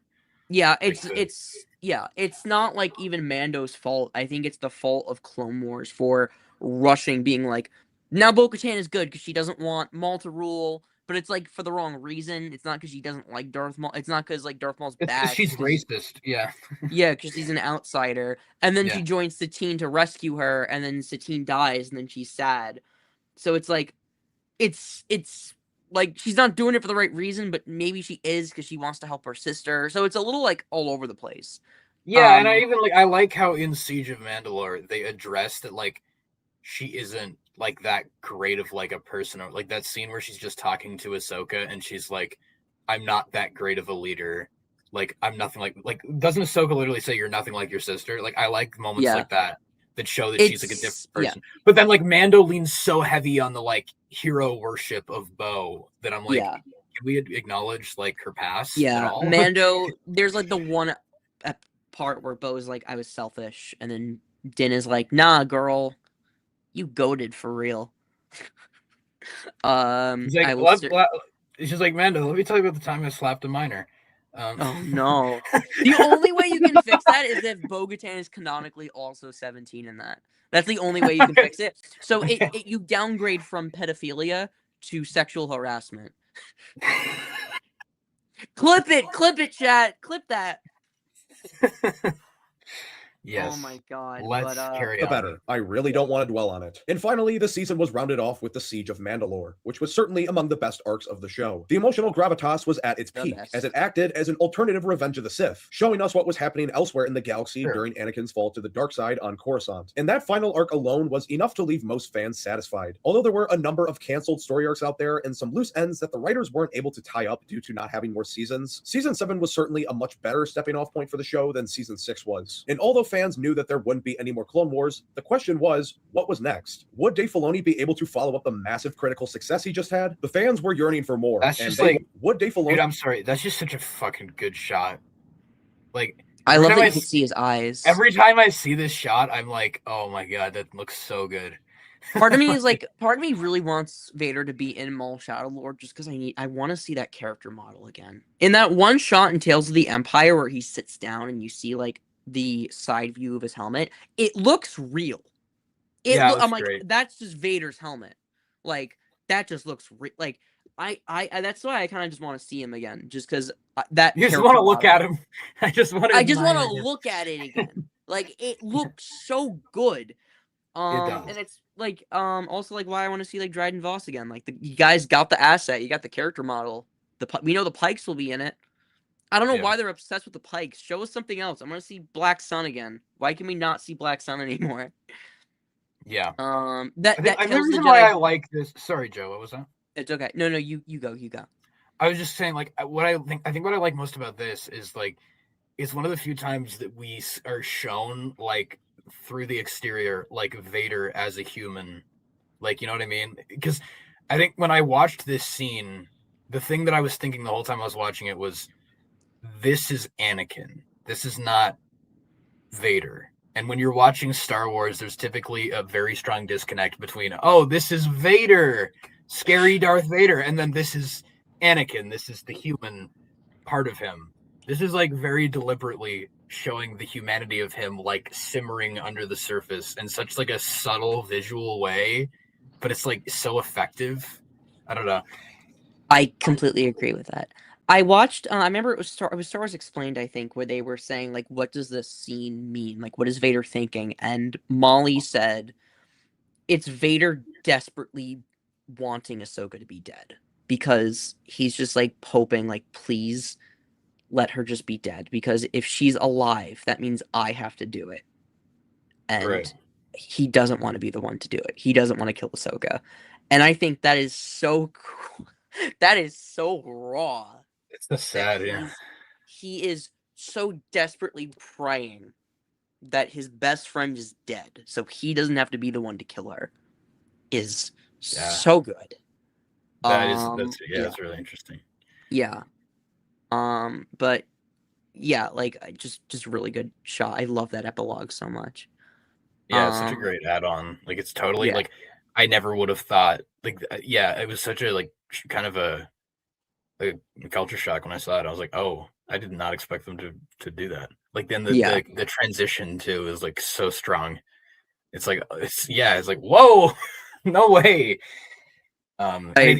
it's implementing a character like Vader in a way that feels so like natural and meaningful, that isn't just forced fan service. Like even Tales of the Empire. Oh, look, he's gonna come sit on his throne, and then that's it. Like, that's all we get. It's Vader. Yeah.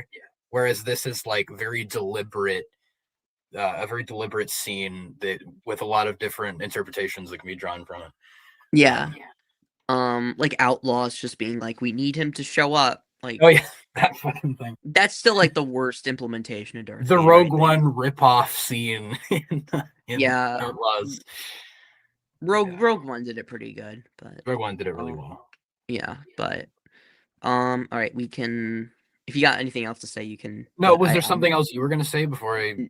No, I'm all good. Okay, let's keep going. Be able to follow up the massive critical success he just had. The fans were yearning for more, and they wanted it soon, especially coming off of the high that was Mandalorian Season 1, which surprisingly to everybody took the world by storm. Lucasfilm was eager now to pump out more of the Star Wars that fans seemed to resonate with. So shortly after the Clone Wars' conclusion, Lucasfilm was quick to announce that a Clone Wars spin-off show centered around the characters of the Bad Batch, set after the events of Revenge of the Sith, would be coming to Disney Plus the following year. This made a lot of people optimistic going forward. It had the same animation style, was centered around characters which we were already introduced to, as well as it was set in a very unexplored part of the timeline, that being the immediate aftermath of Episode 3 and the infancy of the newfound Galactic Empire. But when The Bad Batch finally came out, it was quickly clear that, similar to other Dave Filoni projects, it was a major drop-off in quality from the Clone Wars in every single way. The Bad Batch... No. I mean, technically, it's not as good as Clone Wars, but that's like saying, like, if someone were to hand you, like, a sandwich and be like, yeah, but it's not like McDonald's. It's the one scene from Smiling Friends with the guy where it's like, you never made a casserole before. He hands him the casserole. He's like, I want McDonald's. He throws it against the wall. It's like, yeah, not everything is McDonald's, dude. Like, if you want McDonald's, go get McDonald's. But this is something different. Like, if it's not even just because it's not on the same level as Clone Wars doesn't mean it's bad. It's not as good. I'd argue that at points, it's not like generally, I think it's equal to, and at some points I think it rivals Clone Wars. I think it's for better. I remember, do you know who Shea Frillis is? The coconut crab? Yeah. I remember in his Season 1 video when he did a triple of Owl House, Monsters Inc. Yeah. He said, this feels like if Clone Wars just kept on going. Like, it feels like Clone Wars Season 8. And he said, for better and for worst, this feels like a Clone Wars season. And I agree with that. It feels like the best parts of Clone Wars and the worst parts of Clone Wars just in one. I should probably... I'm going to turn off my camera just so I can go get a... Oh no. What did you do? I accidentally took you out. I'm going to go get a charger. Okay. But let me... edit. I'm gonna go get a charger just because my computer's about to die, but I will be right back. Sure.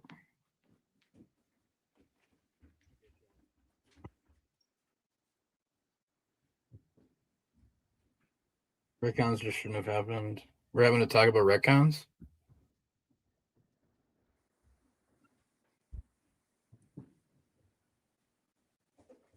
Him being a footnote in the Bad Batch's story. Chat, I'm back. Interesting debate to have for sure. What was the? People are talking right now about whether or not Kanan's intro in Bad Batch is a downgrade than his comic book appearance. I would say it's a downgrade. I would argue I've never read the comic book, so I think the comic's cooler. The comic does a better job. I think it's at night. It's very like dark, but like I think it does a better job of setting the mood. But I still like how you see the Bad Batch's perspective, but what I would have done was just have it be 1-to-1 with the comic, but the Bad Batch just happened to be there. Like, the dialogue is exactly the same, and you put the Bad Batch in the scene. I think that would have been really cool. Like, Right. and basically how it works is, like, they're, like, Kanan and Depa Billaba are training, and then the clones just confront them and just start, like, shooting them. I think it would have been cool if the Batch were just, like, in a corner somewhere, like, off panel, and they're like, is that blaster fire? And they see Kanan running away, and they see Depa Billaba from a distance being killed. That would have been so cool if it was, like, the same exact scene, just a different perspective. And then Kanan runs away, and he runs to a city. I think it would have been cool if it's, like, during the cutaway, that's when we have that scene with Kanan and Crosshair. But it feels like they took, like, the laziest, like, let's just redo the scene. I would have just preferred that. I think, but, like, yeah.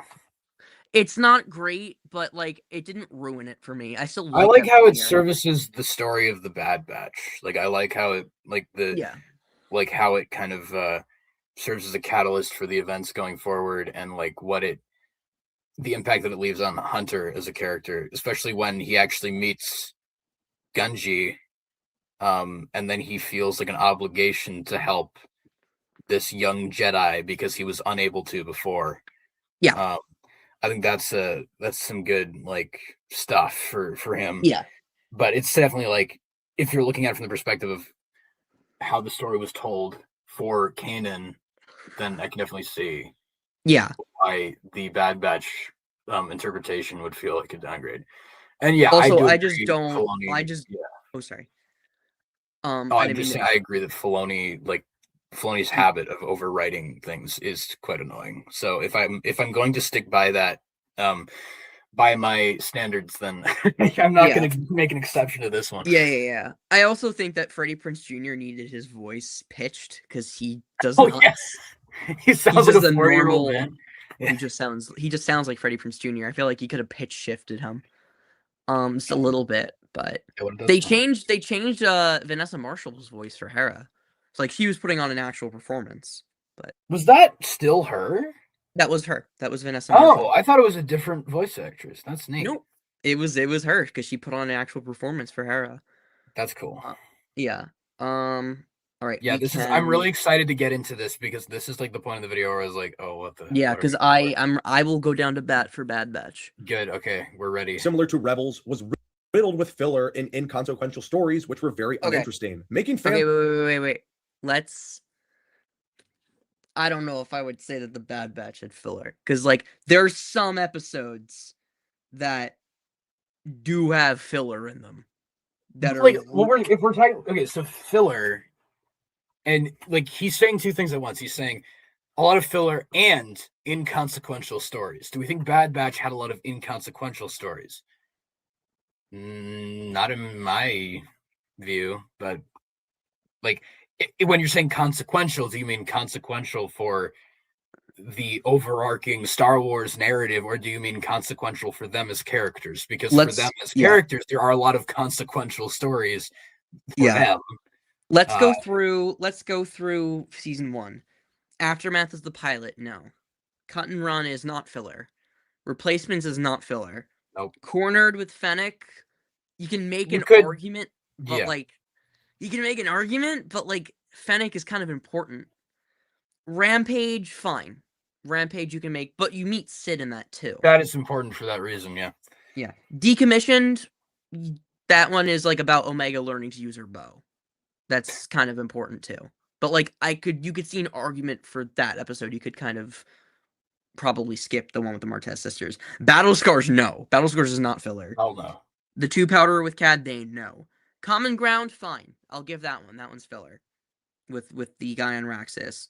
The Ryloth arc, no, because Echo development though. That's Echo good. Yeah, development. Echo development. I still wish they could have taken it a little bit more though. The Ryloth arc with no, because that's really important for Crosshair and also, like, with Hauser and everything. Infested is 100% filler. That one I will give you. That one's pretty bad. And then the 3-part finale. So that's 2 of 16. Maybe 3 you can argue. Maybe 1. I would only say 1. Okay. I would only say Infested, but also, yeah, Infested just based on how it aged. Because if they had committed to being good, then I wouldn't consider it filler. But because they did not I commit would to have that, just had Cad Bane in place of the Deveronian. Like just Cad Bane is there. Like I think that would have been way better. I like the Roland character. I just didn't think like that him. he could. I didn't find him that interesting. Really? Wow. I don't know. He wasn't like he was fine, but it didn't make the episode any Yeah, better. exactly. Infested pays off in season 3. That's what I think too. Like I like Roland and how he, yeah. I guess, but it's like a one-off. I don't know. And then season 2, Faster is not filler because it gives development to Tech and also to Sid and like the I think Infested and Faster serve the same general purpose, which is to say Sid is untrustworthy and also kind of their friend, but also will she, won't she? Like but Faster also gives Tech a lot of development. Like Tech gets to really shine. Entombed is 100% filler. I agree with that. But Fee. It establishes her as a trustworthy ally for them, and then she takes them to her sanctuary home, which is a pivotal plot point in the show, is their home. Yes, but like also, but like Pabu does the same thing in a shorter scene, and also she's in the I don't know, and then Tribe. Wouldn't it have been kind of off-putting to just throw a new character in and then immediately have them be best friends and them trust her enough to go to her home? Like, I don't... Okay, that's fine. I agree with that. Tribe with Gunji, I can also see that being an argument. I don't think it's filler. Okay. I don't think it's filler. If you don't agree with it, Clone Conspiracy, no, absolutely not. The Crossing and Retrieval, no. Nope. Retrieval, fine. I think that one is like dealing with the loss of Echo, the departure of Echo from the team was pretty important. Yeah. Retrieval is like wasting its time, where it's like we need to get the Marauder back. Yeah, but it's still important. Like you can't skip it. Metamorphosis. But the Yuri Lowenthal character is me, so Benny.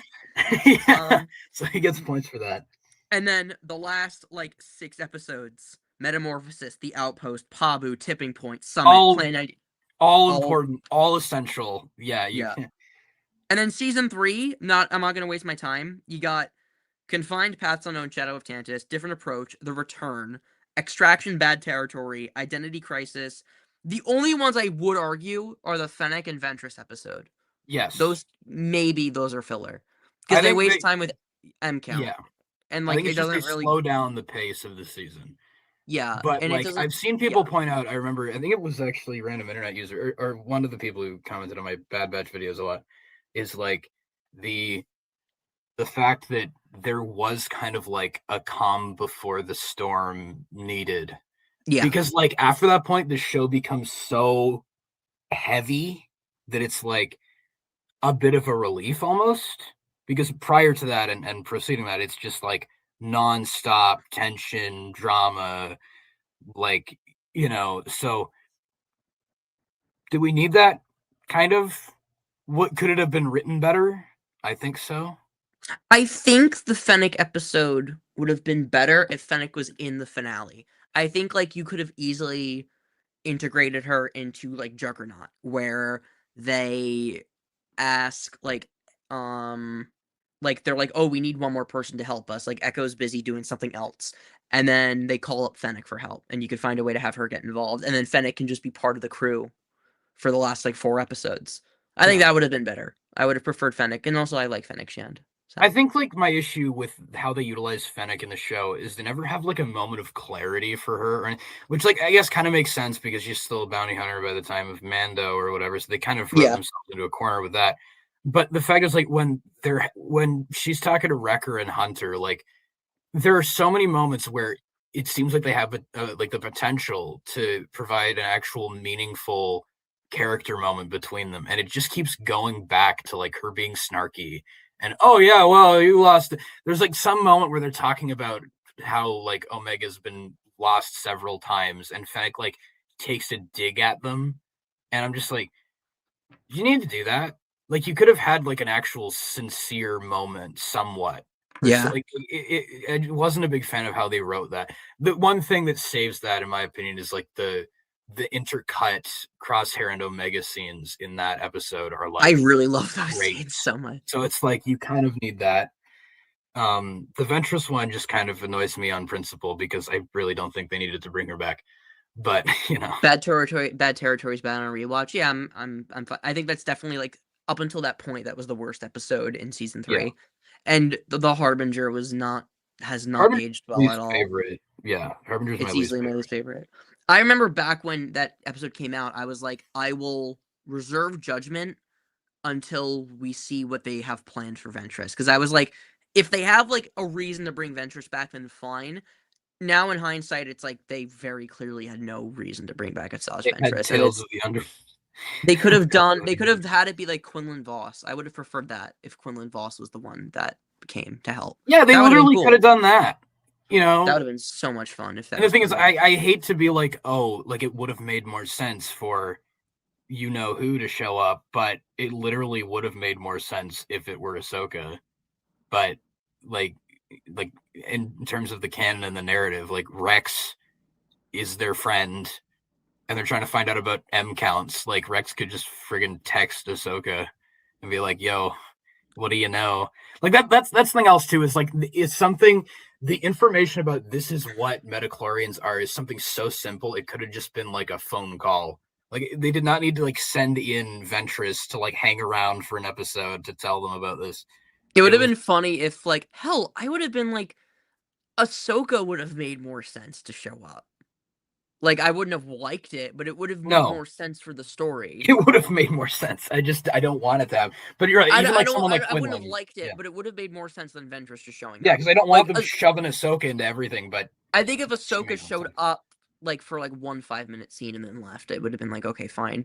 But it makes more sense for Rex to just ask Ahsoka because Rex doesn't know what it is. But he could have asked Ahsoka and she could have been like, "Oh, M count, maybe midichlorians," but. I think if it was Voss, it would have made sense because Voss has had experience going undercover as a bounty hunter. So if he was like, if Voss was like, "Oh, I've been taking these jobs to find the Force-sensitive kids, but instead of turning them in, I relocate them to make sure they're safe." So I like purposefully, what's the word? I like sabotage the Empire's supply of children.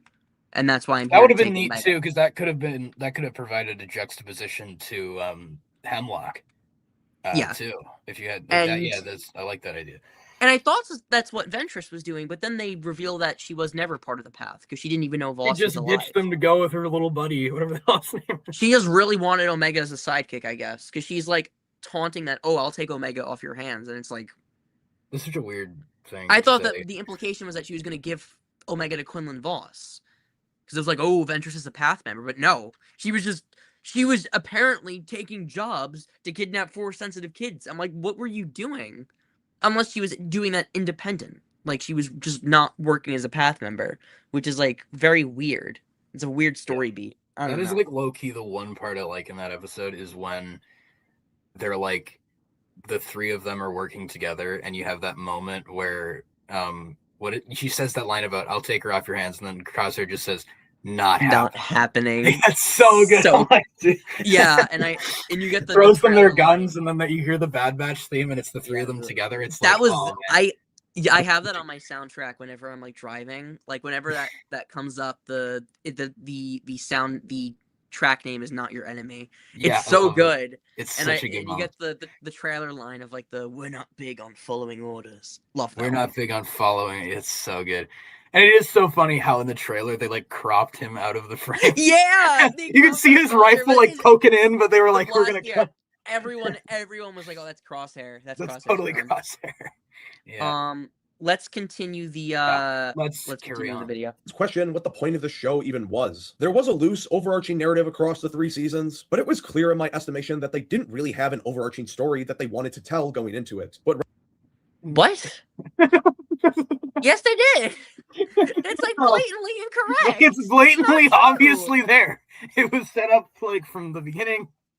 Yes. It's called I think he's another one of these guys that failed to understand that the Bad Batch is a show about the Bad Batch. Like, it's not about. What was the story about? It was about the Bad Batch. Like, yeah, clones are decommissioned. They are being enslaved. We rescue the clones. It's a really simple story. It's about their fight for freedom, basically. Like, that's Yeah. the gist of it. And you see that through a multitude of different perspectives, and then their interpersonal journeys and how they like diverge and change. Like, it's you're right. It is like a really simple story. Also, Sexy Man Hauser right here. Really cool. Hauser Camp. Yes, he was also a good character. Like, yeah, love that guy. Rather, they just figured it out as they went along, similar to how the writing of the sequel trilogy was handled. No, they you did not planned it. compare Bad Batch to the sequels, man. No. Do you have any proof that they had no plan? Aside from, well, it's going tech and saying, well, I thought it was obvious that they had no plan. I thought it was obvious. Like, no, there's no proof. You can't just say, well, it's there is obvious no proof. They had no plan. There is no proof. There's no proof. You can't just say, well, it's obvious that they had no plan because the story was a disaster. It's like, no, you can't just say that. Because they set up at the end of season 1 that they're going to Mount Tantus. Then they set that up. And then immediately in season 2, they go to Tantus. And then season 3, they said, like, it was very clear what they were planning was going to Mount Tantus. You can't just say they made it up as they went along. That's not true. That's objectively false. Like, you are wrong. It's kind of cool how they, like, plant the seeds and then carry, like, because, like, what you're saying is not entirely true. Like, they don't immediately go to Tantus. It actually takes a while for them to introduce Tantus and Hemlock and all that. But, like, they plant seeds for it with the arc we were talking about, the clone conspiracy and Truth and Consequences, like having the clone operative concept introduced at that point in the show. And it's like this really kind of like creepy, eerie, like idea. What's that scene with Rex where he's like, who the heck are you? What do you think? And he's like, I'm a believer. Yeah. It's like, what the fuck? Like, it's kind of like a scary idea. And then they don't really loop back around to that until almost a season later. And you find out that these guys have a connection to Hemlock. Like, I like how they kind of, I feel like drip feeding the information isn't the right way to put it, but it isn't like drip feeding. I would say that's you get all the, they don't give you all the answers immediately. Like, there is like a slow trickle of information, and then it kind of comes together by the end, which I like a lot. Yeah. All right, let's keep going.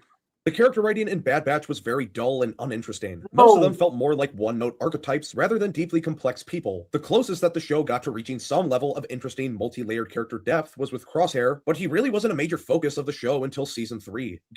He was a main character! What do you mean? Oh, it's still season 3, guys.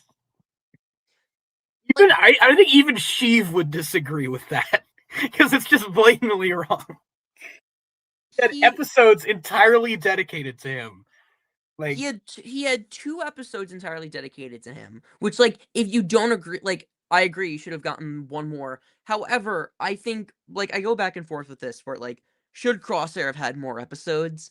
And I'm like, I don't want it to be the same story for Crosshair, where it's like, maybe the Empire isn't as good as I thought. Because season 1 ends with him conflicted already. They leave off with him, like, very much like, oh, Omega's getting into my head. And then you get to season 2 where he's very much conflicted with joining the Imps. And not wanting to be with the clones. However, like... I love the subtlety, too, of, like, so how long did they take to get you off Camino? 30 rotations. And it's like, oh. Yeah. Yeah. How did he survive? Did he have, like, food rations, I guess, on him? He was fishing off of that platform, you know? Did they say that? Or no, I don't know. I'm just making that up. I mean, that could have happened. He may have had, like, it could have happened. On it. The only thing is they did take his rifle, so I don't know how he, like, got well, he would have had to get the food, too, yeah. But, that's just, like, yeah. And, like, I feel like with him, less is more, because if you keep showing, like, I would have liked maybe, like, if they intercut one episode, kind of like with Replacements, where it's like B-plot with Crosshair. I would have liked maybe like he joins up with Delta Squad and they're really aggressive and he's kind of like, Jesus, these guys are really macho and I am not with them. And then we go to the outpost. That would have been fine. But I didn't need a whole nother Crosshair episode of it just being the same arc of him again. Because there's a point where it gets repetitive and it's like we don't need the same stories being echoed into us again and again and again. And then like because with him they give us a very good redemption in Just 2 episodes. enough. Yeah, just enough, and you don't need to overstay it. Even the 3, like the, I think I forget if I mentioned this to you before, but like one night I binged, what was it, Solitary Clone, the Outpost, and Tipping Point. I think that's it. And like that is like the best fucking Star Wars movie, bro. Like you just watch those 3 episodes. It's just like, oh man. Yeah, I love that episode. The all 3 of those episodes are great, and the Outpost especially. So it's like you can't say, and like Crosshair in season 1 is not underused. He's in episode 1, 3, 8. One 12. Moment in 9, and then yeah, 12, 11, 12. One moment in 14, and then all of 15 and 16. He's in 7. He's in nearly half the show. Yeah. So like, he's not underused at all. He's in half of it. I think the answer is Nightswan here has dementia. And he forgot that Crosshair was in season 1. No, that's mean, Benny. Don't say that. But it's like, how did he forget all of the like scenes with Crosshair? Like the abundance of scenes that he had. I remember that. Yeah. Season 3. How much of season 3 was he in? He was in every episode. He had to have been. He was in 1, 3, 4, 5, 6, 7. Haha. 8, 9.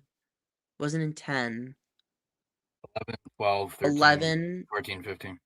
He was in 13 of the 15 episodes. Yeah. So he's in 13 of 15 episodes. Season 1, you determined how many episodes was he in? Like 10 out of the 15 or the 16 or whatever.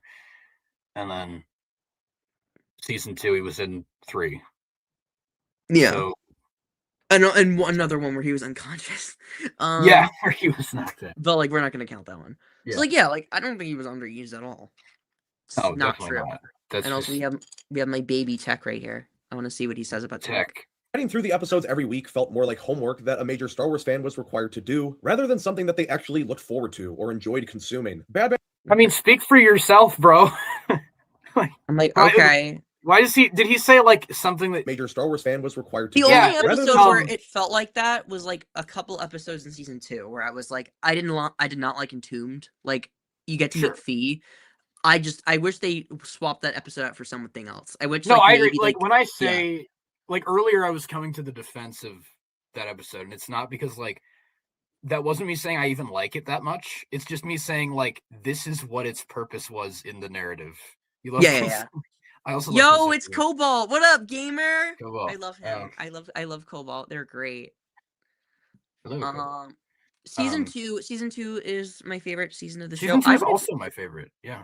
It has very low lows, but incredibly high highs. Like, I don't like Entombed. I don't love Retrieval that much. I think Tribe didn't utilize its fullest potential with Gungi. I think they maybe could have gotten a little... I don't know. What I would have done was get rid of Entombed, make Tribe a 2-parter, and then just put Fee in the opening scene with the Vanguard Axis. So you still get a lot of Fee in, like, those first 8 minutes, and then she drops out after Gungi when they have to get him to Kashyyyk.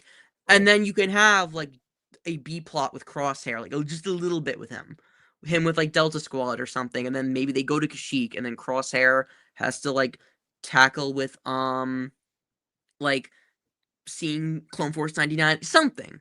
I don't know. I've been, like, in the back of my head thinking about, like, what they could have done with Gungi's character, maybe use him a little bit more, but those are the only ones I would agree with that, and that's 2 episodes of the 16 in season 2 that I would say. So I don't know if I would agree with that at all. It feels very subjective in my opinion. Yeah, it's just weird to say, oh, this is something that people are required. It's like, what if like I can just say I watched the show and I didn't feel that way. So I guess that invalidates your argument, bro. Like, I don't know. Like you said, it's such a subjective thing. That they actually looked forward to or enjoyed consuming. Bad Batch concluded its run after 3 seasons. And while season 3, I'll admit, was a slightly noticeable improvement upon seasons 1 and 2, it wasn't enough to save the show overall. And what? Like, okay. What is that even? I mean, I think season 3 is objectively the best one, but what? Objectively, I would say, yeah. Yeah, but I still think I like season 2. It's the most consistent season in my opinion. Yeah, it is the most consistent for sure. Bad Batch ruined my boy Scorch. I would agree with that. I think Bad Batch didn't handle Scorch very well. In the words of Ross, that was some bullshit. That was some bullshit. That is still like my favorite clip from our stream where Miles was bullshit, man. Yeah.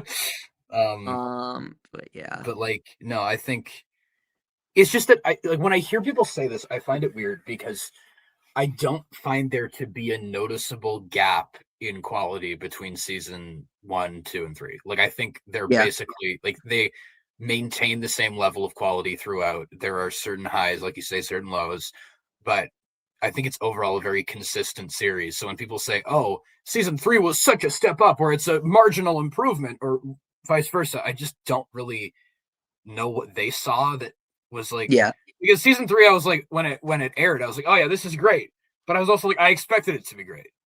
So yeah, I think like season 1 is like a 7, season 2 is like a 7, and like season 3 is like an 8, and then I just rounded the show up to an 8 at the end because I think like as a package, the show is great. Very just overall, it's a solid show. I don't think it reaches the peak of like the best of the best Clone Wars stuff, but I mean, you got like the Outpost. Sure. I don't know. Yeah. There's a lot of great stuff in there. Yeah. In the end, Bad Batch failed to have anywhere near the cultural impact that Clone Wars had. There's a reason why in the Darth Maul trailer it says, from the creators... Okay, but you couldn't have... Like, you can't have... Didn't you say, though, that, like, Clone Wars got a cult following years after it ended? So, like... Yeah, that's what you said. Also, like, just because something doesn't have the same impact as... I don't know. I feel like Bad Batch has... Wait, let's let him say what he is. Near the cultural impact that Clone Wars had. There's a reason why in the Darth Maul trailer it says, from the creators of the Clone Wars and not the Bad Batch, despite the Bad Batch being more recent. Like I've said... Okay, whoa. Like... So you just market things based on, like, their most recent product? Like, that's not how marketing works. That's not how it works. The Clone Wars... First off, Maul is a direct continuation of the Clone Wars. Yeah, he wasn't in the Bad Batch. It has nothing to... The only connection that Maul will have to Bad Batch most likely is the use of the TK. That's it.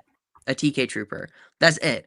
I was gonna say the Pikes, but like, sure. I guess. I don't know. That'll be loose. But the reason that they're saying from the creators of the Clone Wars is to let you know the same people who wrote Darth Maul on this show are writing him in this one too. It's a direct... If it, like... I guess if you want to say, like, why couldn't they say both? And it's like, well, at that point, just mention, like, Rebels, too. But it's like, also, Rebels is not going to have that much of a connection to Maul Shadow Lord. Because Maul was in that show, but he wasn't in it as much as Clone Wars was. But, yeah. It's just so, it's a weird argument. It's like, when you see... I'm trying to think of, like, another situation similar to this. Like, if you see...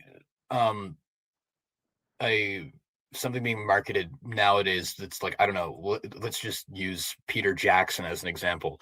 You're going to see them say from the director of The Lord of the Rings. They're not going to say from the director of The Hobbit because like I still love The Hobbit myself, but it was less acclaimed.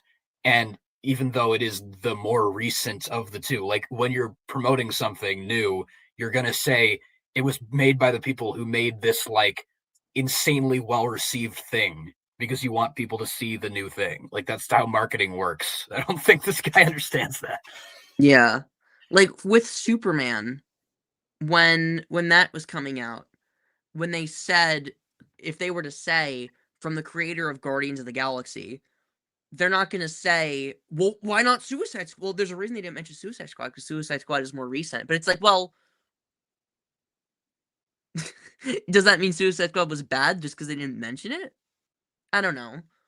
It's like how when they made that movie Brightburn or whatever, like they put James Gunn, I think, in the promotional material for that film, even though he had nothing to do with it. It was like his relative or something who directed it. Brightburn. Was it James Gunn or was it someone else? There was some... other creative. It might have been Gunn. That Yeah, sounds it was very like familiar. his like brother. It was like Oh, no. He was. He Yeah. did have to do with that. He was the producer. Okay. Yeah, so Then I guess he did have some level of involvement, but I'm just thinking yeah. like, He even though wasn't like in directly that case, it's involved. not like the person who's directly writing it or directing it is the same guy. Like it's a Yeah. different capacity of involvement, because instead of saying like, oh, here's like a credit of the prior work of this director, they're like, oh, this is coming from, it's being produced by the relative of the guy who's making this movie, because it is a better Yeah. name to put in the trailer. Like that's how this Yeah. kind of thing works. When the Mando trailer comes out tomorrow, and if it says from the creator of Iron Man, is that gonna mean, well, why didn't they use Elf? Why didn't they use Chef? Why didn't they use The Lion King 2019? Yeah, exactly. It's such I couldn't even finish that. Yeah, we can do this all day. It's a bizarre point. Dave Filoni is still riding the coattails of that crown jewel in his resume. But anyways, while Bad Batch was in its run, Lucasfilm announced that they'd be doing smaller animated projects to go alongside whatever main animated project was being made at the time. And this would come in the form of Tales of the Fill in the Blank. On the surface, this seems like a very interesting idea. It would give a chance for Dave and the creators to tell stories in the Star Wars universe that perhaps weren't significant enough to garner their own show, but still would be interesting to tell nonetheless. And at the end of the day, more content for the more hardcore fans to enjoy. And I still do think that this is an interesting concept for multiple shows that has the potential to be great. The problem is the execution thus far has been below average. When it was revealed shortly before Tales of the Jedi was released that it was going to be an animated shorts miniseries instead of full-length episodes, fans were very disappointed, but we're still willing to give it a chance. However, the effects of shortening these stories down to bite-sized episodes, I think, really affected the quality of the story that they were able to tell. I agree, but what I don't really understand is he's saying people were disappointed when they said they were going to be like, is that true? Because when Tales of the Jedi was like announced and the trailer came out, I remember nothing but like excitement about that. Yeah, I don't think anyone was like, oh, I wanted a full show. And it was like, I don't think them handicapping it with short. The only one I would agree that like should have been a full show is the Barris stuff. Everything else warranted being bite-sized chunks. Like Dooku did not need a full show. Morgan Elsbeth did not need a full show. Cad Bane did not need a full show. All of those are warranted 3 little shorts. Like I don't know if I agree with the fact that they were handicapping themselves with 3 20-minute shorts. I think maybe after Tales of the Jedi, there was that kind of reaction, because at least on my part, because I kind of realized once they were doing Tales of the Empire, I was like, oh, so this is like the new gimmick type thing. Like that was kind of I was like, oh, okay, so they're gonna keep doing this. And I thought Tales of the Jedi was just kind of a cool one-off thing. But when I realized it was going to be the new gimmick, that's when I was kind of disappointed in I guess the lack of creativity. But when we get the Balin Skull shorts inevitably and they end up sucking, I may just cry. I may just cry myself to sleep that night. Cry yourself to sleep. Yeah, I'm gonna be like, dude, why did we waste? I love this like shot of Ahsoka's mom or whatever, Ahsoka's grandma. Like this is like my face whenever I talk about Tales of the Fill in the Blank. It's like this. Fill in the blank. Tales of the, it's like what did I remember watching that with my mom. I think she called this Graham Soka. That was pretty great. Graham Soka, that's great. Graham Soka, that's it. When Tales of the Jedi released in October of 2022, while it was well received by the public, in hindsight, I found it pretty forgettable. The Ahsoka arc mostly felt like random in the day of points of her life that didn't really feel like they needed to be told, outside of maybe the one Inquisitor episode. The Dooku arc in particular felt like a bunch of bite-sized pieces of a much longer and more in-depth story. Super small bits of his life spread out over decades of time. The pieces themselves. What do you not agree with? I don't agree with the Dooku stuff being like small parts of a much bigger story that needed to be told. I don't agree with that at all. I think that the Dooku stuff was very well paced. I think it's strong, because like you're seeing the gradual like disenchantment with the Jedi, and like for different reasons. Like the first one is like demonstrating the corruption within the Senate and its connection to the Jedi. Then you see in the second episode like the hypocrisy of the Jedi. And then in the final episode, it's like their negligence that leads to the death of his apprentice or his Padawan. Yeah. So we didn't need a full show about that. I think like getting That was I think it was very well paced. We I didn't agree. need a movie about Dooku. Like, no. Like, I think that was like it was like perfect. It was perfectly well paced. Yeah, I think it's Like a good. It was like a 3-act structure. Like 3 short. Like great. I think it's debatably the only perfectly paced one that we have in the Tales of the Fill in the Blank. I think Morgan and Cad Bane were pretty well paced too. I think those worked as like good 3-act. Yeah. Whether you thought they were good or not, like that's cool. But I think that they were very well paced. Like very yeah. The Morgan ones and the Cad Bane ones felt like a descent, like into madness. Like descent into the character's madness, not like descent into like bad stories. Like the Morgan ones, it was like Morgan got like progressively more depraved. Same with Cad Bane, and the same with Dooku. The best ones are the ones where the characters lose their shit and go crazy. Yeah, I'm sensing a pattern, guys. Yeah, right. More. That's why I'm excited for the Balin one. So it's like we can see a character go fucking bananas.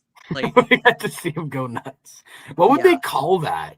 What would they call the Balin? Tales of the Dark Side, probably. Tales of the Dark Side? Because they can't say Sith, because Balin's not a Sith. But is he really a dark sider? I guess he is. Yeah, no, he uses the dark side. Yeah. All right, let's continue. Okay on their own, but without the connective tissue in between all these moments, it ultimately feels kind of meaningless because there isn't a full proper story to accompany it. For example, say you were to take Revenge of the Sith and get rid of everything in that movie except for the Anakin and Obi-Wan duel. Then you were to release that duel as a short. Sure, the duel would be very cool on its own, but without the rest of the film to accompany it, it would feel a little bit hollow. It's the rest of the film, all the events that happened before, around, and after that duel, which make it all feel like a compelling and cohesive story. And that's like different context and different context, different story structure. Yeah. We already know Dooku's origins. We don't need to. Yeah, we already. That's the difference. Is like Anakin. We've watched the story unfold over the course of the trilogy, but like Dooku is like we don't need to know every single detail of his life because we've seen a lot of it. So yeah, it's not the same thing at all. It's like a summary. It's like a summary of like the most significant points in his life that led him to this ultimatum, to this choice that he ended up making. Yeah. That's why with the Barriss, if he said that about the Barriss things, then yes, I would agree. But with Dooku, no. With Cad Bane, saying it about this, I don't agree. Yeah. I don't agree at all. Yeah, when it's about a character, when we know the point in their life already, but we're just highlighting the most important bits, I would agree. Like, we already know, like, with Morgan, Cad Bane, and Dooku, we already know where their stories are headed. We're just focusing on the most important parts of their life. The thing that sucked with Barriss is that we didn't know where her story was headed. So we were highlighting the parts of her character that we should have seen. So, like, being like, oh, she met with Ahsoka off screen, that was not a good idea. I think that, yeah. Like, Barriss, if he said that about Barriss, I would 100% agree. But the fact that he's saying it about Dooku, I don't agree at all. You know, it's funny for people like Dave Filoni who really love to, and I don't even know of his degree of involvement in these particular shows, like the Tales of the whatever, but the fact that he is so insistent on shoving Ahsoka into everything, you would think that he would want to include like arguably two of the most important like conversations or meetings / reunions of characters, that being Ahsoka and Barriss and Ahsoka and Luke, and not have them be off screen. Yeah, it's very weird. Yet here we are. That's the biggest crime. I will never get over that we never got to see Ahsoka and Luke's meeting on screen. One day. He says he has the story. He just doesn't know how of course he does, and I'm sure it's great. I'm sure it's really good, and I'm sure we'll see it in 10 years in a book, and it won't be disappointing at all. And then they'll overwrite it because That's ultimately my biggest problem that I have with these shorts. They're trying to tell stories that are too grand in scope to be done effectively in these super small chunks, spread over too long of a time period. The drama and the emotional stakes feel somewhat contrived because the show didn't have the time to earn it. The Morgan episodes are not that grand. The whole point of the Morgan and Cad Bane stories is that they're not big, groundbreaking battles. They're just a character study of a very broken person. The Morgan episodes are not this grand story. They're not this game. Like, with the Barriss stuff, that's big. I always go back to Barriss, but that's like a big story to tell. That could have been a movie. That could have been its own show. Rushed. Yeah. Again, like, the only thing I agree with here is that if he's talking about Barriss, yes.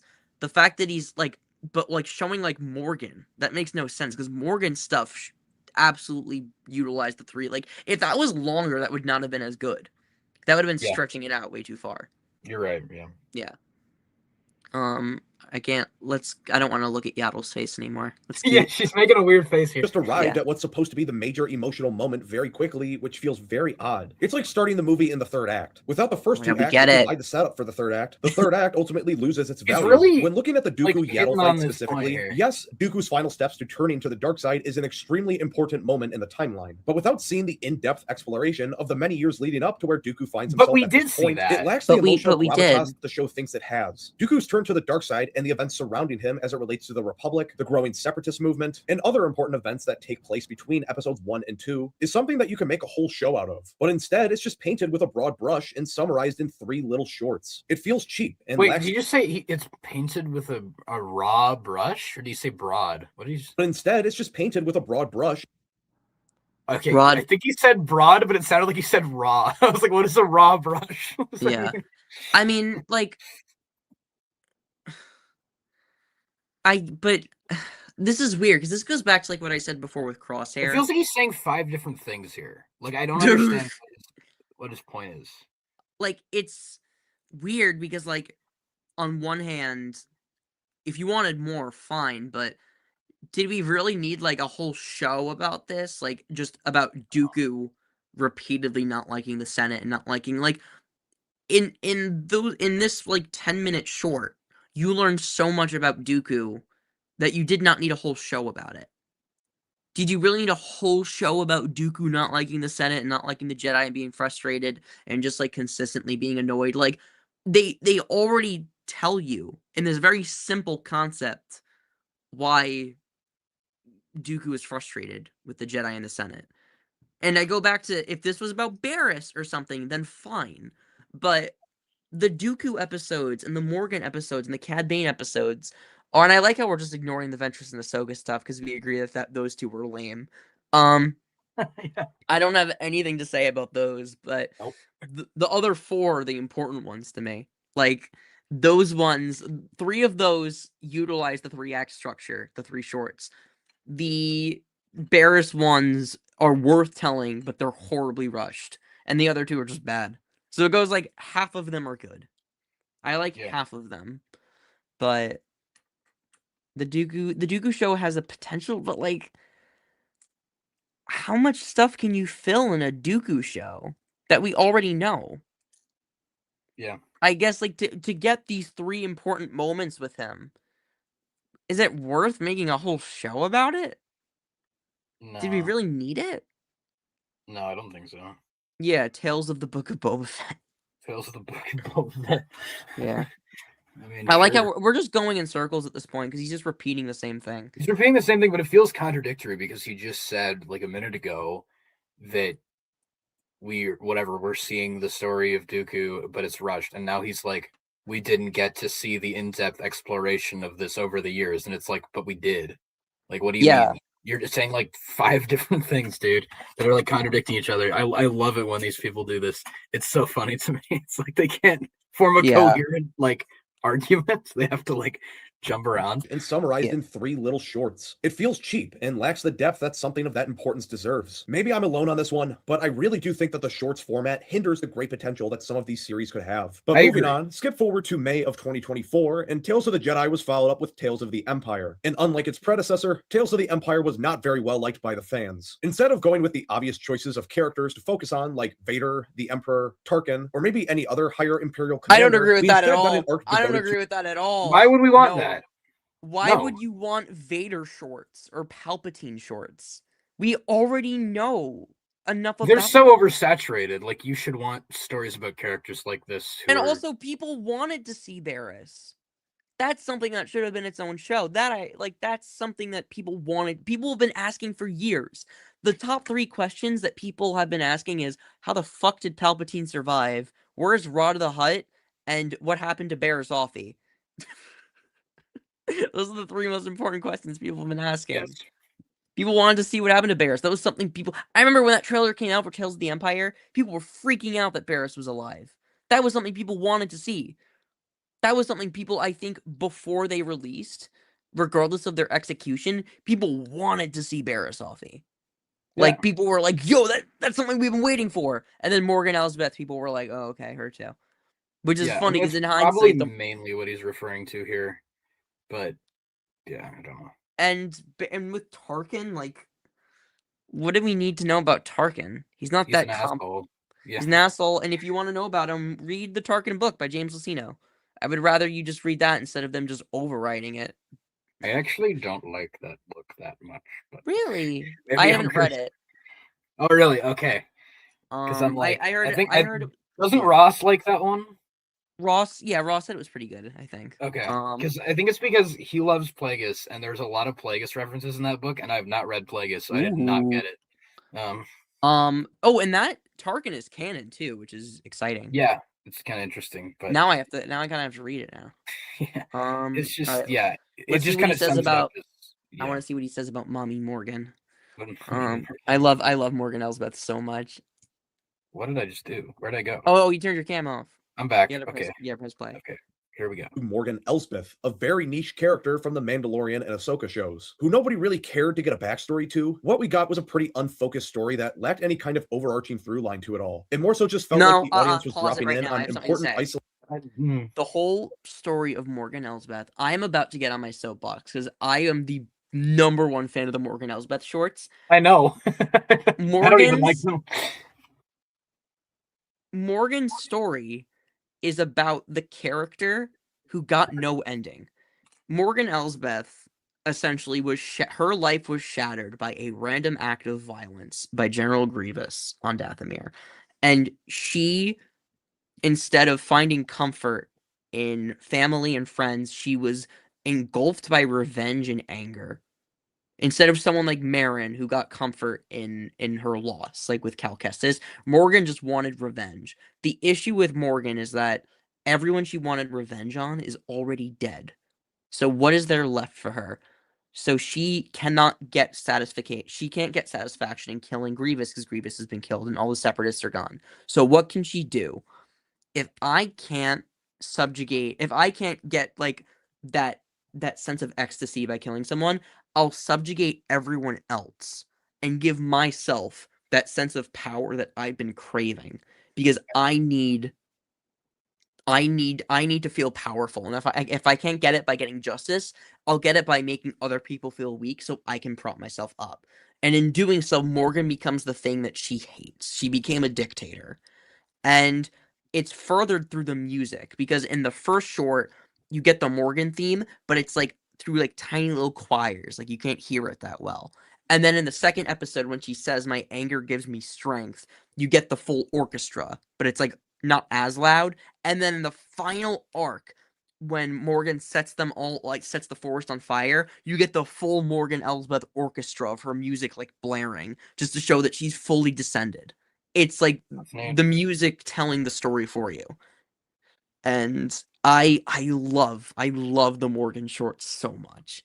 And I like that they play the Dathomir massacre music when Morgan is destroying the forest too. Just to highlight, like, this Morgan has become the monster.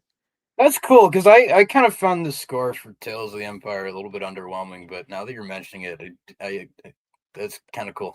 I think Tales of the Empire has the best soundtrack out of all of them. I think Tales shows the Morgan episodes have the best score. I would absolutely recommend Anger Gives Me Strength. I love that track, mainly because of the Thrawn stuff. But the Thrawn is cool, and then you get the Morgan theme at the end.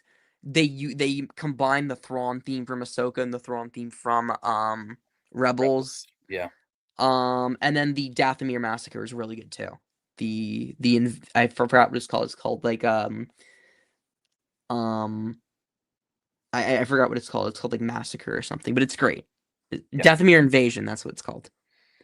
I'm quite partial to Soldiers Are Here. Oh, that one's good. I love Soldiers Are Here. That one is. I listen to that one a lot. That one's great. It's a great track. Yeah. Let's I want to hear what he has to say. What else he has to say about more events in her life. And because of that, it didn't really feel like much of a story. There wasn't much to grab onto and not much that stuck with you after the fact. But what really pissed off fans was how Dave Filoni and the writers decided to treat the fate of Barriss Offee. Barriss's fate was something that had major Clone Wars fans interested because it was unresolved by the time the show concluded. Seeing one of Ahsoka's friends in the Order slowly start to grow to believe that it was actually the Jedi who were the villains of the galaxy, and to frame her for the terrorist attack that she committed was one of the best arcs of the show. It was eventually discovered that she was the one at the center of the plot, and she was arrested for her crimes. The only question was, what was next? We knew that it was likely the Republic didn't kill her, so what happened to her when the Empire rose to power? And this arc served as the answer to that question. And admittedly, the first episode of the arc I actually thought was pretty good. She's given a second chance at life by becoming an Inquisitor, and we see her full descent into the dark side. But as the arc goes on, it fully chickens out on that premise. In the very next episode, she starts reverting back to her Jedi-like tendencies, as if the development from the previous episode was meaningless. When her and the other Inquisitors are sent to hunt down surviving Jedi, she starts cracking when she sees innocents being taken advantage of by the Empire, which I think is completely unbelievable considering all the intense psychological conditioning she went through during her inquisitorial training. Okay, wait, I don't pause think it's that. unbelievable. I don't think it's unbelievable. Barriss isn't like a malicious mustache twirling villain. She made a very bad choice with bombing the temple, but she didn't do it because I am so evil. She did it to prove a point. Like all the Jedi do is lead to violence. Stupid, when Lynn killed those civilians in the planet, she didn't do it for a reason. She did it to inflict fear. She did it because like she could. That was the point of that scene. Barriss is not like the whole point is that Barriss hated the Jedi because they became warmongers. She became an Inquisitor because she wanted to become like what the Jedi should be, and then she realized that they're just infinitely worse. Like the Inquisitors are just as bad as what the Jedi were in the Clone Wars. So I don't think that Barriss is like. I think if you think that Barriss was acting out of character, like if Barriss was chickened out or they regressed her character, I think you severely misinterpreted who she is. Barriss is not an evil. She is technically evil, but she's not a malicious character. The things that she does aren't detestable. Yeah, they're detestable, but she doesn't. The issue is she's right, but the way she goes about saying her opinion is wrong. Yeah. She is not. I agree. Like I think the point of the like this guy's almost saying like he finds the trajectory of her story to be weird, and I agree in a certain sense that but that's mostly just down to the pacing of it. Like the actual like the material that's there, like Barriss's arc, you would say is clear to me. I just think it was not executed very well in the limited time they had. That's what it would be like going from with Crosshair. If you were to compare it to Crosshair, it would feel like going from the executing the civilians in episode 3. No, just delete that. It would feel like going from the first episode Aftermath right to the Outpost. Yeah, that's what it would feel like. Like we missed like 2 seasons of development, and that's what annoyed me because that we could have gotten so much more stuff with Barriss, but we didn't get that with her. Nope, which is unfortunate. I just say too, like her Inquisitor helmet like sucks. I like it because it's really okay. It's the same helmet that she stole from Ventress in season 5, but just all black. I never noticed that. It's Ventress's helmet, just all black. Oh, I'm seeing that now. Okay, I like. Changed my mind. Okay. Okay, there. Like, we changed your mind about Mimban. You can change my mind about freaking. Yeah, let's go. There we go. No, you're like, I wasn't familiar with your game, Inquisitor Drip. We need like an episode of you just like judging the fashion choices of all the Inquisitors. Like, I'd rate Masana Tide 7 out of 10. Wait, that sounds cool. I want to actually do that now. Yeah, no, we need to write that down. Add it to your list.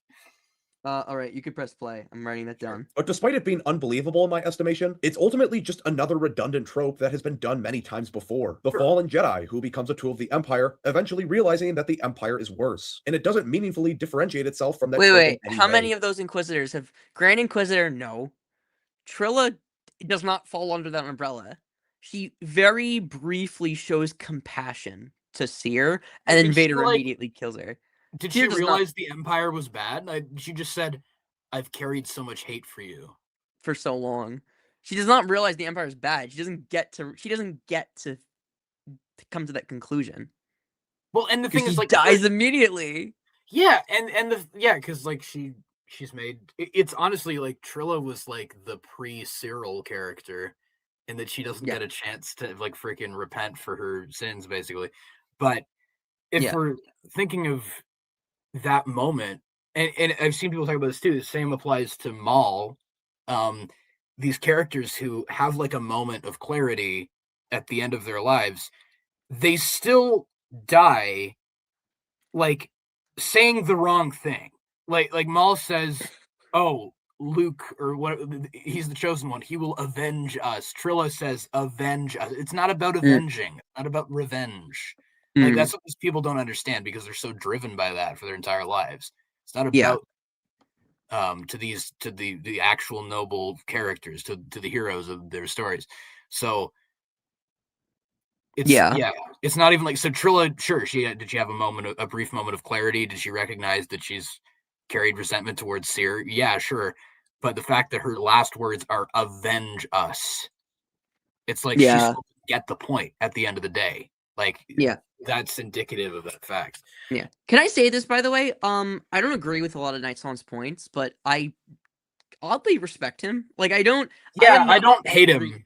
I'm not angry watching his. If he's watching this, he probably didn't get this far into the stream. But if he's watching, like, respect me. You're cool, man. Like, I'd like to chat with you, honestly. Like, no, yeah, I would love to do a video with. He seems like cool. I'd actually like to talk to him.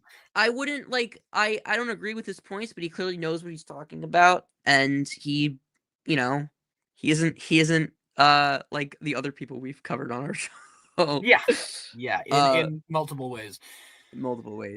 All right, in the final episode, taking place a number of years later, she becomes what I could best describe as some type of monk, seemingly a complete embodiment of the light side of the Force. I was particularly confused by this because the whole point of her bombing the Jedi Temple in the Clone Wars was because she came to realize the extremely flawed nature of the Jedi and wanted to expose the hypocrisy, but she seemed to just fall right back into the very thing that she became disillusioned with. But why? The show doesn't meaningfully explore this in any way. She just is that what I she agree is with now because the writers need the plot to happen. So all in all, what started as a promising start to the arc ultimately finished in a very disappointing fashion. And finally, he's right on that. Like it's really funny because Lynn, I feel like, has a better like redemption arc than Barris Lynn. Like no one. I really like Fourth Sister. I think she's a great character. I feel like she has a debatably better arc than Barris does, dude. In Barris's arc, like she makes her trajectory makes. It's more like consistent throughout than Barris, because Barris has these like huge shifts in character that feel really out of nowhere. Lynn's arc is don't dead name me. That's literally what it is. Yeah. Okay, and now the best arc that we're the best character right here, this dude. We love this guy. Oh my god, we're gonna totally disagree with Nightswan here and totally gonna rip him a new one.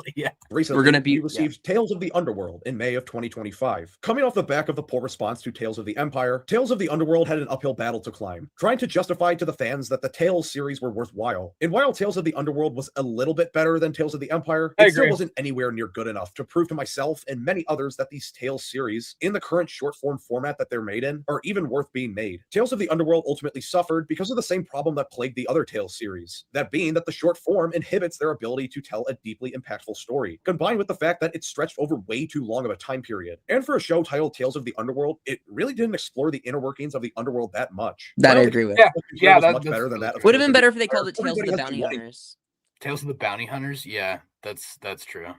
To see more content about Asajj, set after her time with Dooku, and you can never go wrong with Cad Bane, the show focuses on small character moments instead of really diving deep into crime syndicates, slavers, smugglers, bounty hunting, the spice trade, and how these characters are intertwined and all that. You know, the things that you'd associate with the underworld of Star Wars, which really felt like a missed opportunity given the show's premise. So once again, Tales of the Underworld proved to be the next entry in this ever-growing selection of Tales series that I ultimately found underwhelming. It does depict some of those aforementioned things, but it didn't dive nearly as deep into it as I was hoping for. And skip forward 9 months, that brings us to the current moment that we I still really like the Cad Bane stuff. I think the Cad Bane stuff utilizes the 3 acts really well.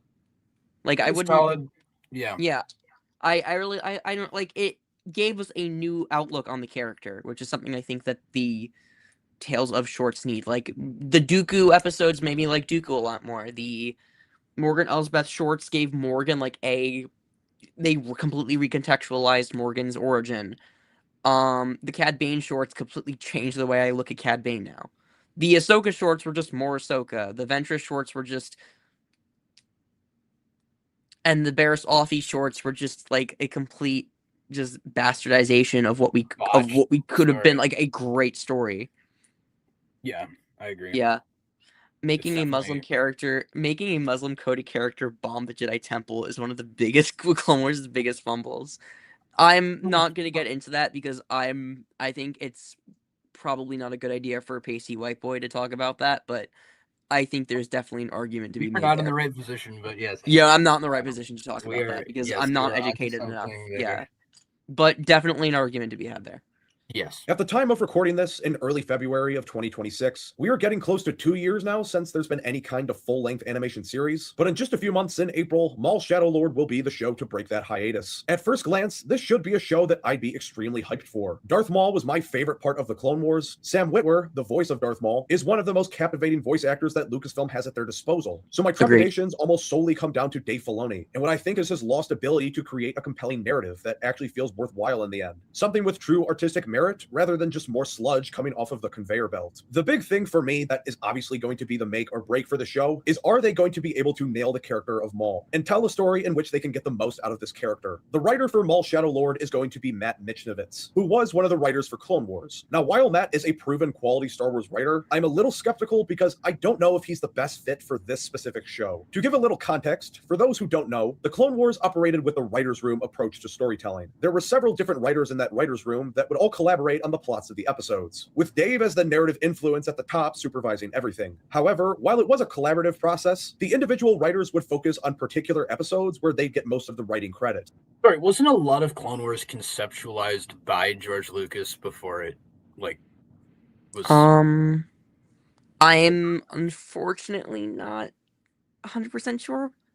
But I feel like as the show went on, Dave definitely had more of an say as it went on. But I thought a lot of it or was it just maybe it was just more like general concepts, like Ahsoka, like Anakin having an apprentice was George's idea, right? Like yeah. It was just more like general conceptualization of certain things than like entire story arcs, I guess. Yeah, like bringing Darth Maul back, like stuff like that. But yeah. I think wasn't George opposed to that too? What do you mean opposed? I thought that George didn't like the idea of bringing Maul back. I thought that was like the idea for his sequel trilogy was like Darth Maul and Darth Talon. Oh, was it really? Yeah, that was what he wanted his sequel trilogy to be, like Maul and Talon will be like the lead villains, which doesn't make sense because Talon is from like the Old Republic, so like that would be you'd have to write around that. But I both believe and refuse to believe George ever plans anything out. I mean, you're not wrong on that. Yeah, George just kind of goes with like the vibe, which I respect. Like, not everyone plans everything out. You just gotta save face and be like, yeah, I didn't plan it out. Like, not it goes with the vibes, like with New Hope and Empire, he was feeling a little bit incesty, and then he decided to move away from that. I'm clipping that. He just, changed his trajectory a little bit. Changed his tune. Yeah. I'm gonna totally write down that timestamp. Yes.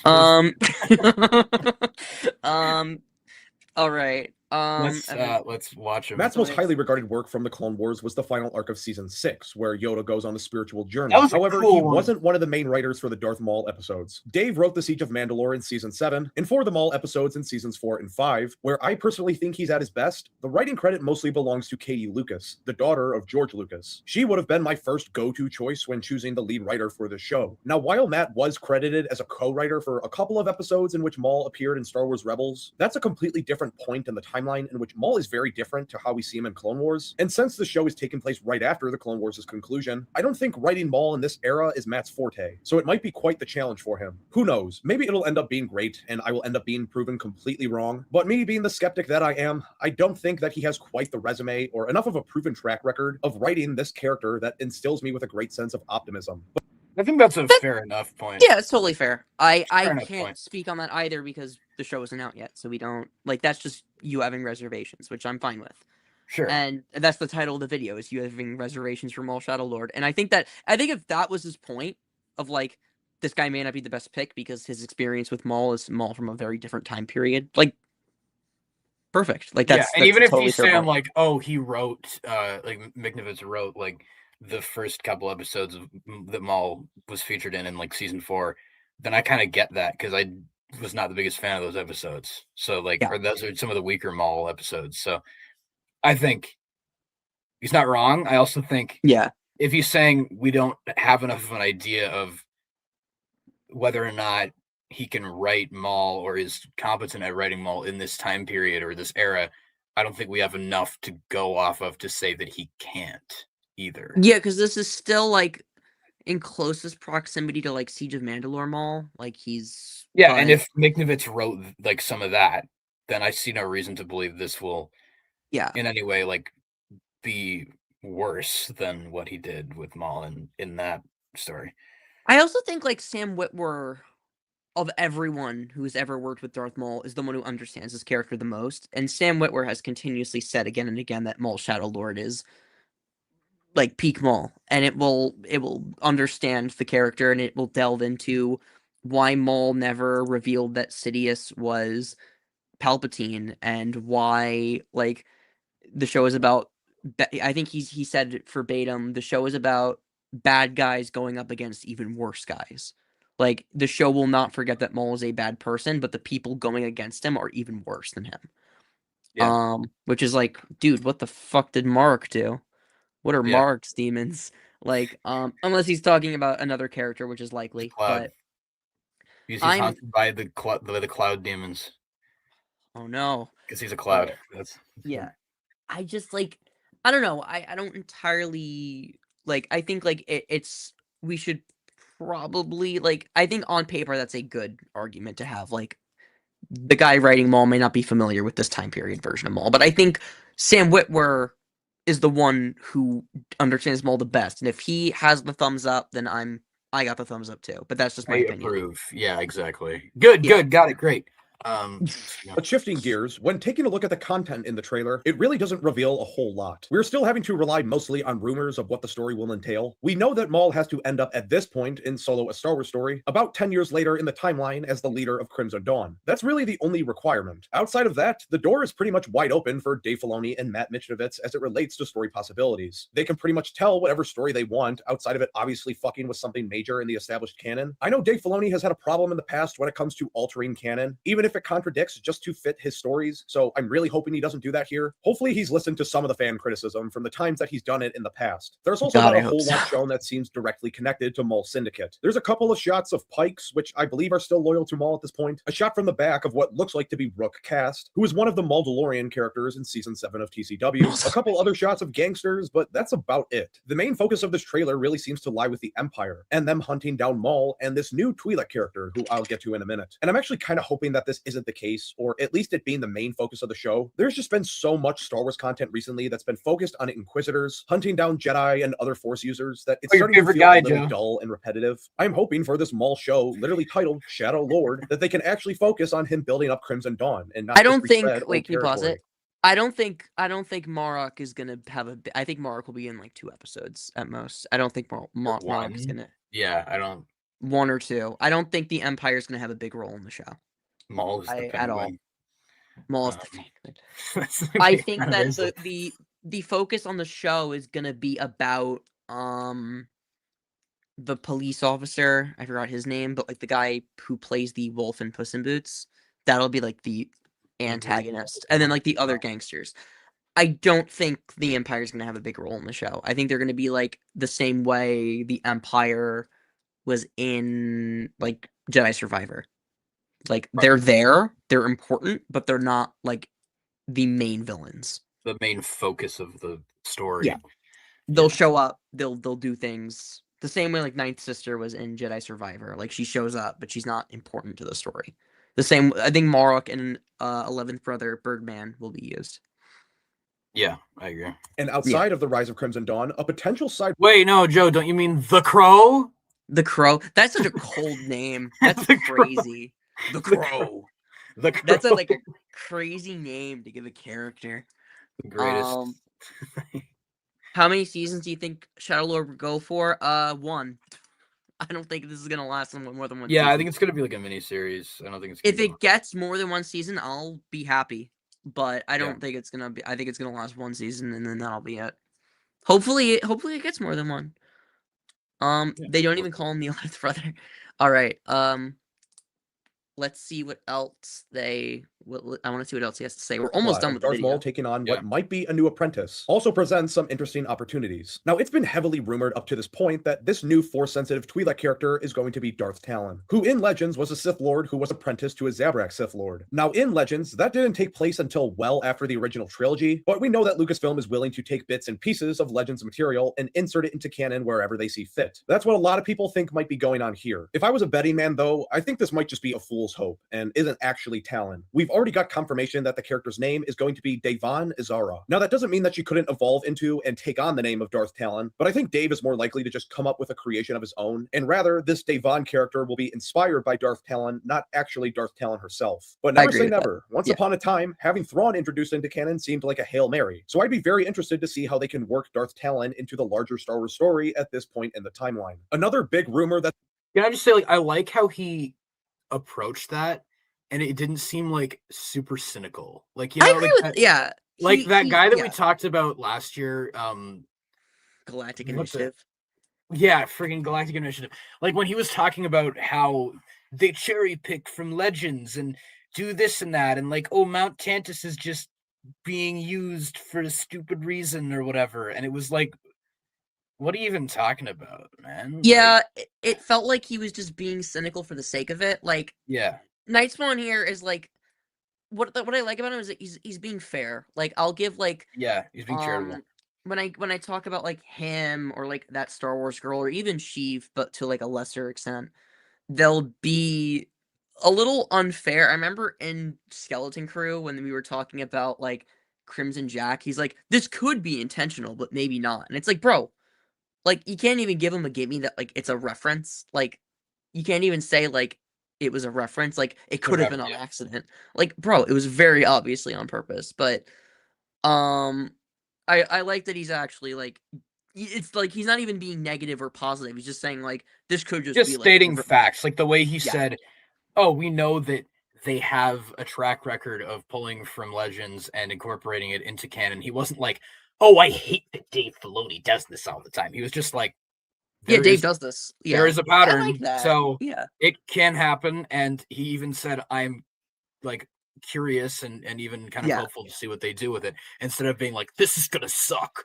Yeah, it do sucks. You did it. Trash. You know. Good job. I'm not making fun of you today. You did it, champ. Yes.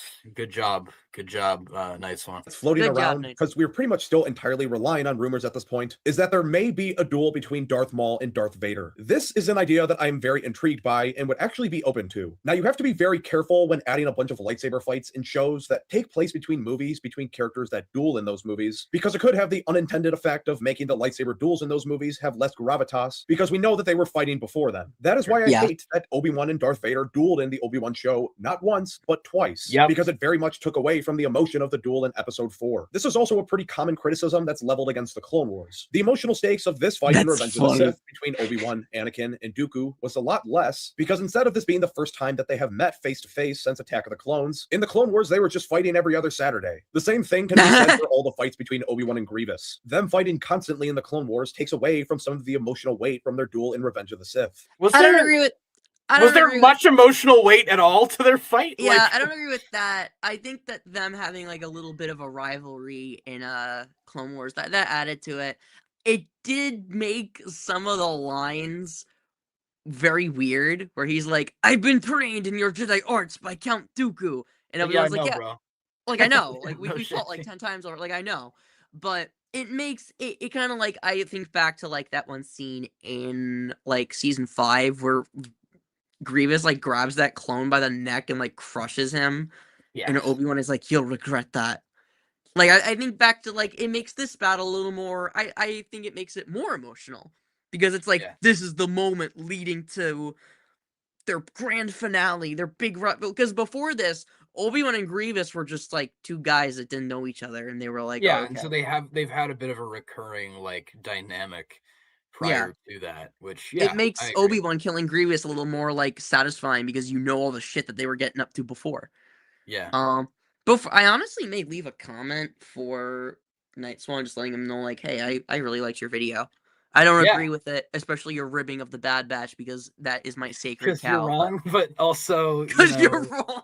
because But you're wrong, bro. But also, like, you please have skim made some through our good points that stream. I don't think we have said I agree as many times as we have in this video. Yeah, Like, we said it a lot, which is we odd agree with because maybe half of it, if not like yeah, we agree with 45%. like that's a lot. Yeah. Like That- I'm giving this guy like all it may not come off like it may come off like we're being a bit of like assholes, but I really like I don't hate this video. We've been doing a bit of goofing. We've been making fun of him a bit, but also like definitely he's deserves a lot more credit than the other guy. Like I can count the amount of things I agree with in Galactic Initiative's video. It's that the Outpost is one of the best Bad Batch episodes. And also Palpatine was in character in for like the 5 seconds he was in season 3. He had like 3 lines in Bad Batch, dude. Yeah, that was so great. They really kept Palpatine was treated with respect. It's like, okay. Yeah. He didn't do anything, no shit. but okay. But this is not the case with Darth Maul and Vader, because obviously we know that they never fight later down the line in any of the movies because Darth Maul isn't in them. He dies before the beginning of the original trilogy. This would also give some context to his line that he says to Ezra and the group in the Rebels Season 2 finale, when he says, I cannot defeat Vader alone. It would make more sense that he says that if he's actually had an experience fighting him one-on-one. Otherwise, why would a character like Maul say that? Someone like him, as we all know, is a very hubristic person. So if I had to predict how this fight might come about, this is probably how it would go down, or at least how it should go down. So as we all know, the Emperor wants Maul dead. Any threat to his power is seen as something that must be eliminated. This is why he was also on the Order 66 list along with the Jedi in Clone Wars Season 7. As we know, the 332nd clones were unsuccessful in killing Maul during the initial Order 66. Now there may be a couple of other Clone Force operations soon after this to take him out that we'll see in the show, because there are a number of shots of those early Stormtrooper uniforms that we saw a great deal in Bad Batch. But my guess is that the Inquisitors are going to start being sent in pretty soon. The 2 Inquisitors that we see in the trailer are the ones that are associated with Ahsoka. One of them, Ahsoka defeated in Tales of the Jedi, and the other, Mara, was defeated by her in the Ahsoka show. Because of course, everything has to tie into Ahsoka. Remember guys, Ahsoka is the literal anchor beam, center of the universe. Most important character in Star Wars that ever lived according to this guy. He can just never let this bitch go.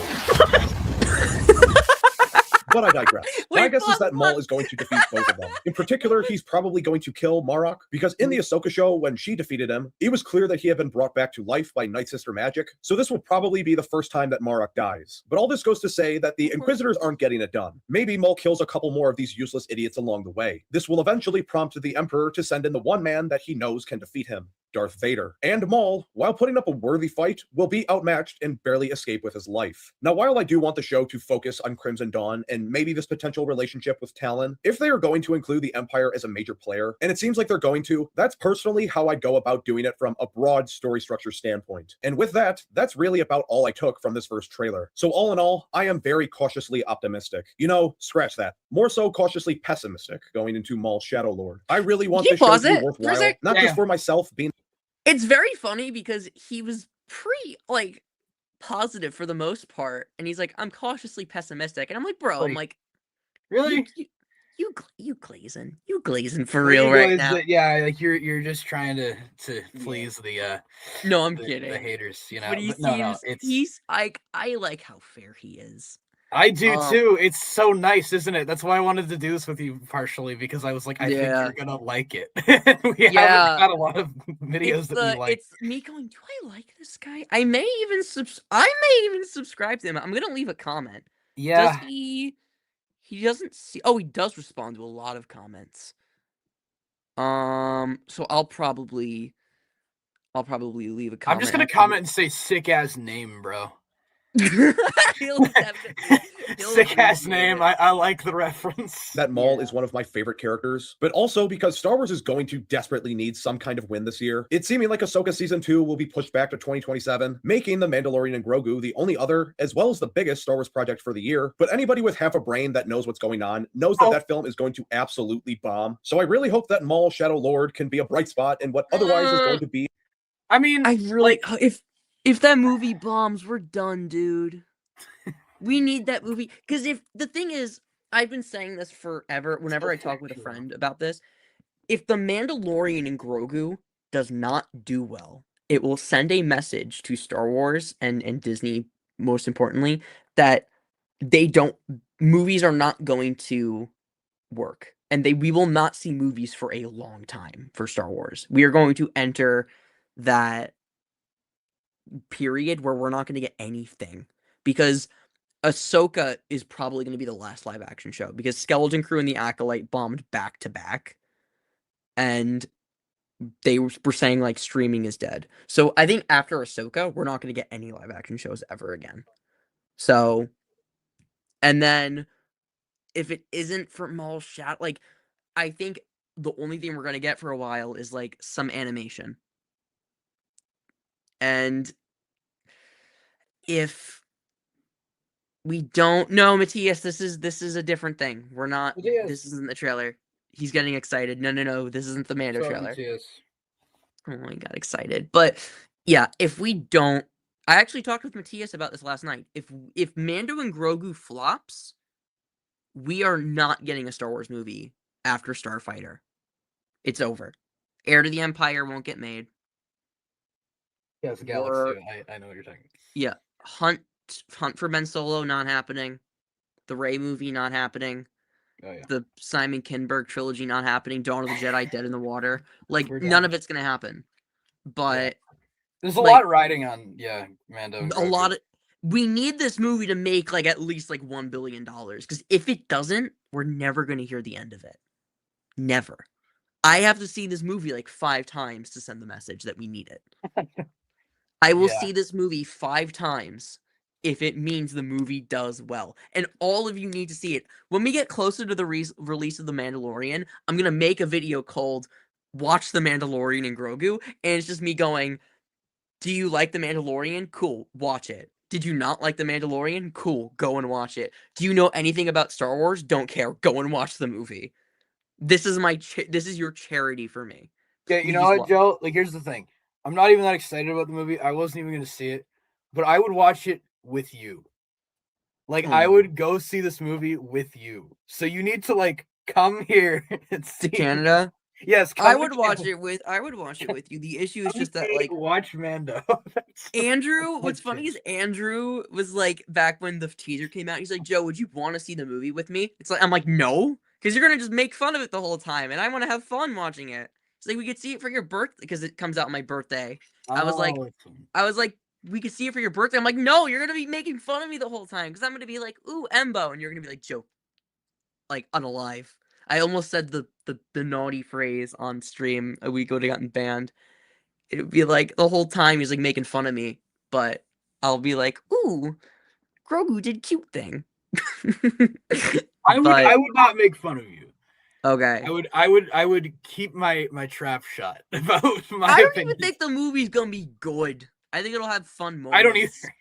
It'll be better than Doomsday. Oh well, no shit. That's a low bar. That movie. Don't you know, Joe? Mando and Grogu will return in Avengers Doomsday. Oh my god! Are you excited for that? It's gonna be great. I'm not gonna watch. I may not even watch Avengers Doomsday. I'm gonna watch because that movie's gonna do well anyway because Chris Evans is in it and the movie's gonna make $1 bajillion. Hype moments and aura. That's all that movie's good for. Hype moments and aura. That's what we got. That's the only Maul Shadow Lord will return in Avengers Doomsday. Mando and Grogu will for sure be better than Doomsday. Mando and Grogu can be like a 5 out of 10 and it will be better than Doomsday. Mando and Grogu is gonna be. It will be a 3 out of 10 and it'll be better than Avengers Doomsday. All right. else? What Let's else? finish up his What else? video. Another dark year for the Star Wars brand. But with all that said, I think that's just about going to do it for my brief thoughts for today. Before you go, make sure to take to the comments below and let me know some of your guys' thoughts as it relates to Maul Shadow Lord. Whether I it be will. your I will. I optimistic promise. opinions, Yes, or we concerns, will. or I maybe just actually things like that you this want to video. see from the show and directions that you hope that the narrative I'm gonna goes give in. it a like. To hear what your Yeah, guys' me thoughts too. are right now as we edge closer to the show's debut. And also, one more quick thing. If you've stuck around to the end of this video and you've enjoyed it, then please do me a favor by leaving a like and hitting that subscribe button. I did. It helps out the growth of the channel a lot, and it would certainly be much appreciated. Look at this wholesome Jar Jar smile. I like that. I like the Jar Jar But anyways, smile. that's all I got for today. I will see you guys in the next one. Well, Ah. good job, man. You actually weren't He made a terrible. good video. He made a not terrible video. It's like the first somewhat good one we've watched. Well, that's not even like me going to it. Like, that's me saying, like, we found a video for our stream that wasn't bad. The first one.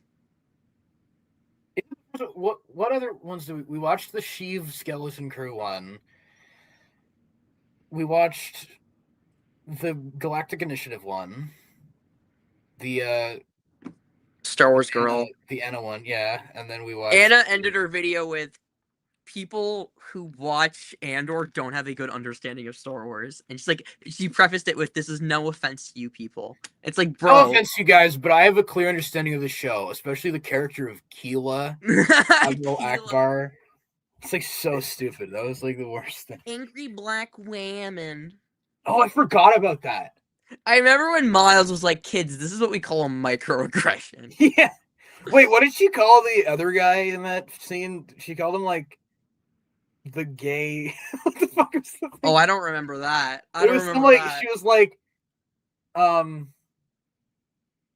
my god, what was who's the prissy senator that's like, No idea. oh my god, and he's like doing this, like, I forget that guy's name, but like I remember she said something about that guy, like he was the, oh my god, that was so funny. I mean, his profile may be AI. I really hope it's not AI because we just gave him all that credit. I hope it's not AI.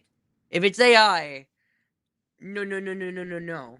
But if it isn't, like, oh, I really hope, because I really hope his profile, because we gave him all that credit. I really hope his profile picture is an AI. You can ask him in the credits, say is your profile. Yeah. I don't want to ruin it though and be like mean, because like I could make him a custom of a Lego Jar Jar and then just That'd make be him fun. With fingers. I can make And a him a Jar smile. Jar custom and then just throw it up against different backgrounds so we can have like the different like poses and stuff that he wants. Like, I would do it, but if we could get this guy on here, I would be so happy. Like, I would totally like talk with this guy. I would do a discussion about Star Wars. What if we end up befriending him and he becomes like our best friend and then he's like on that would all be of our great. streams? We need to add him to the team. We need to add him Add to to the Andrew team. and Miles and And Roz.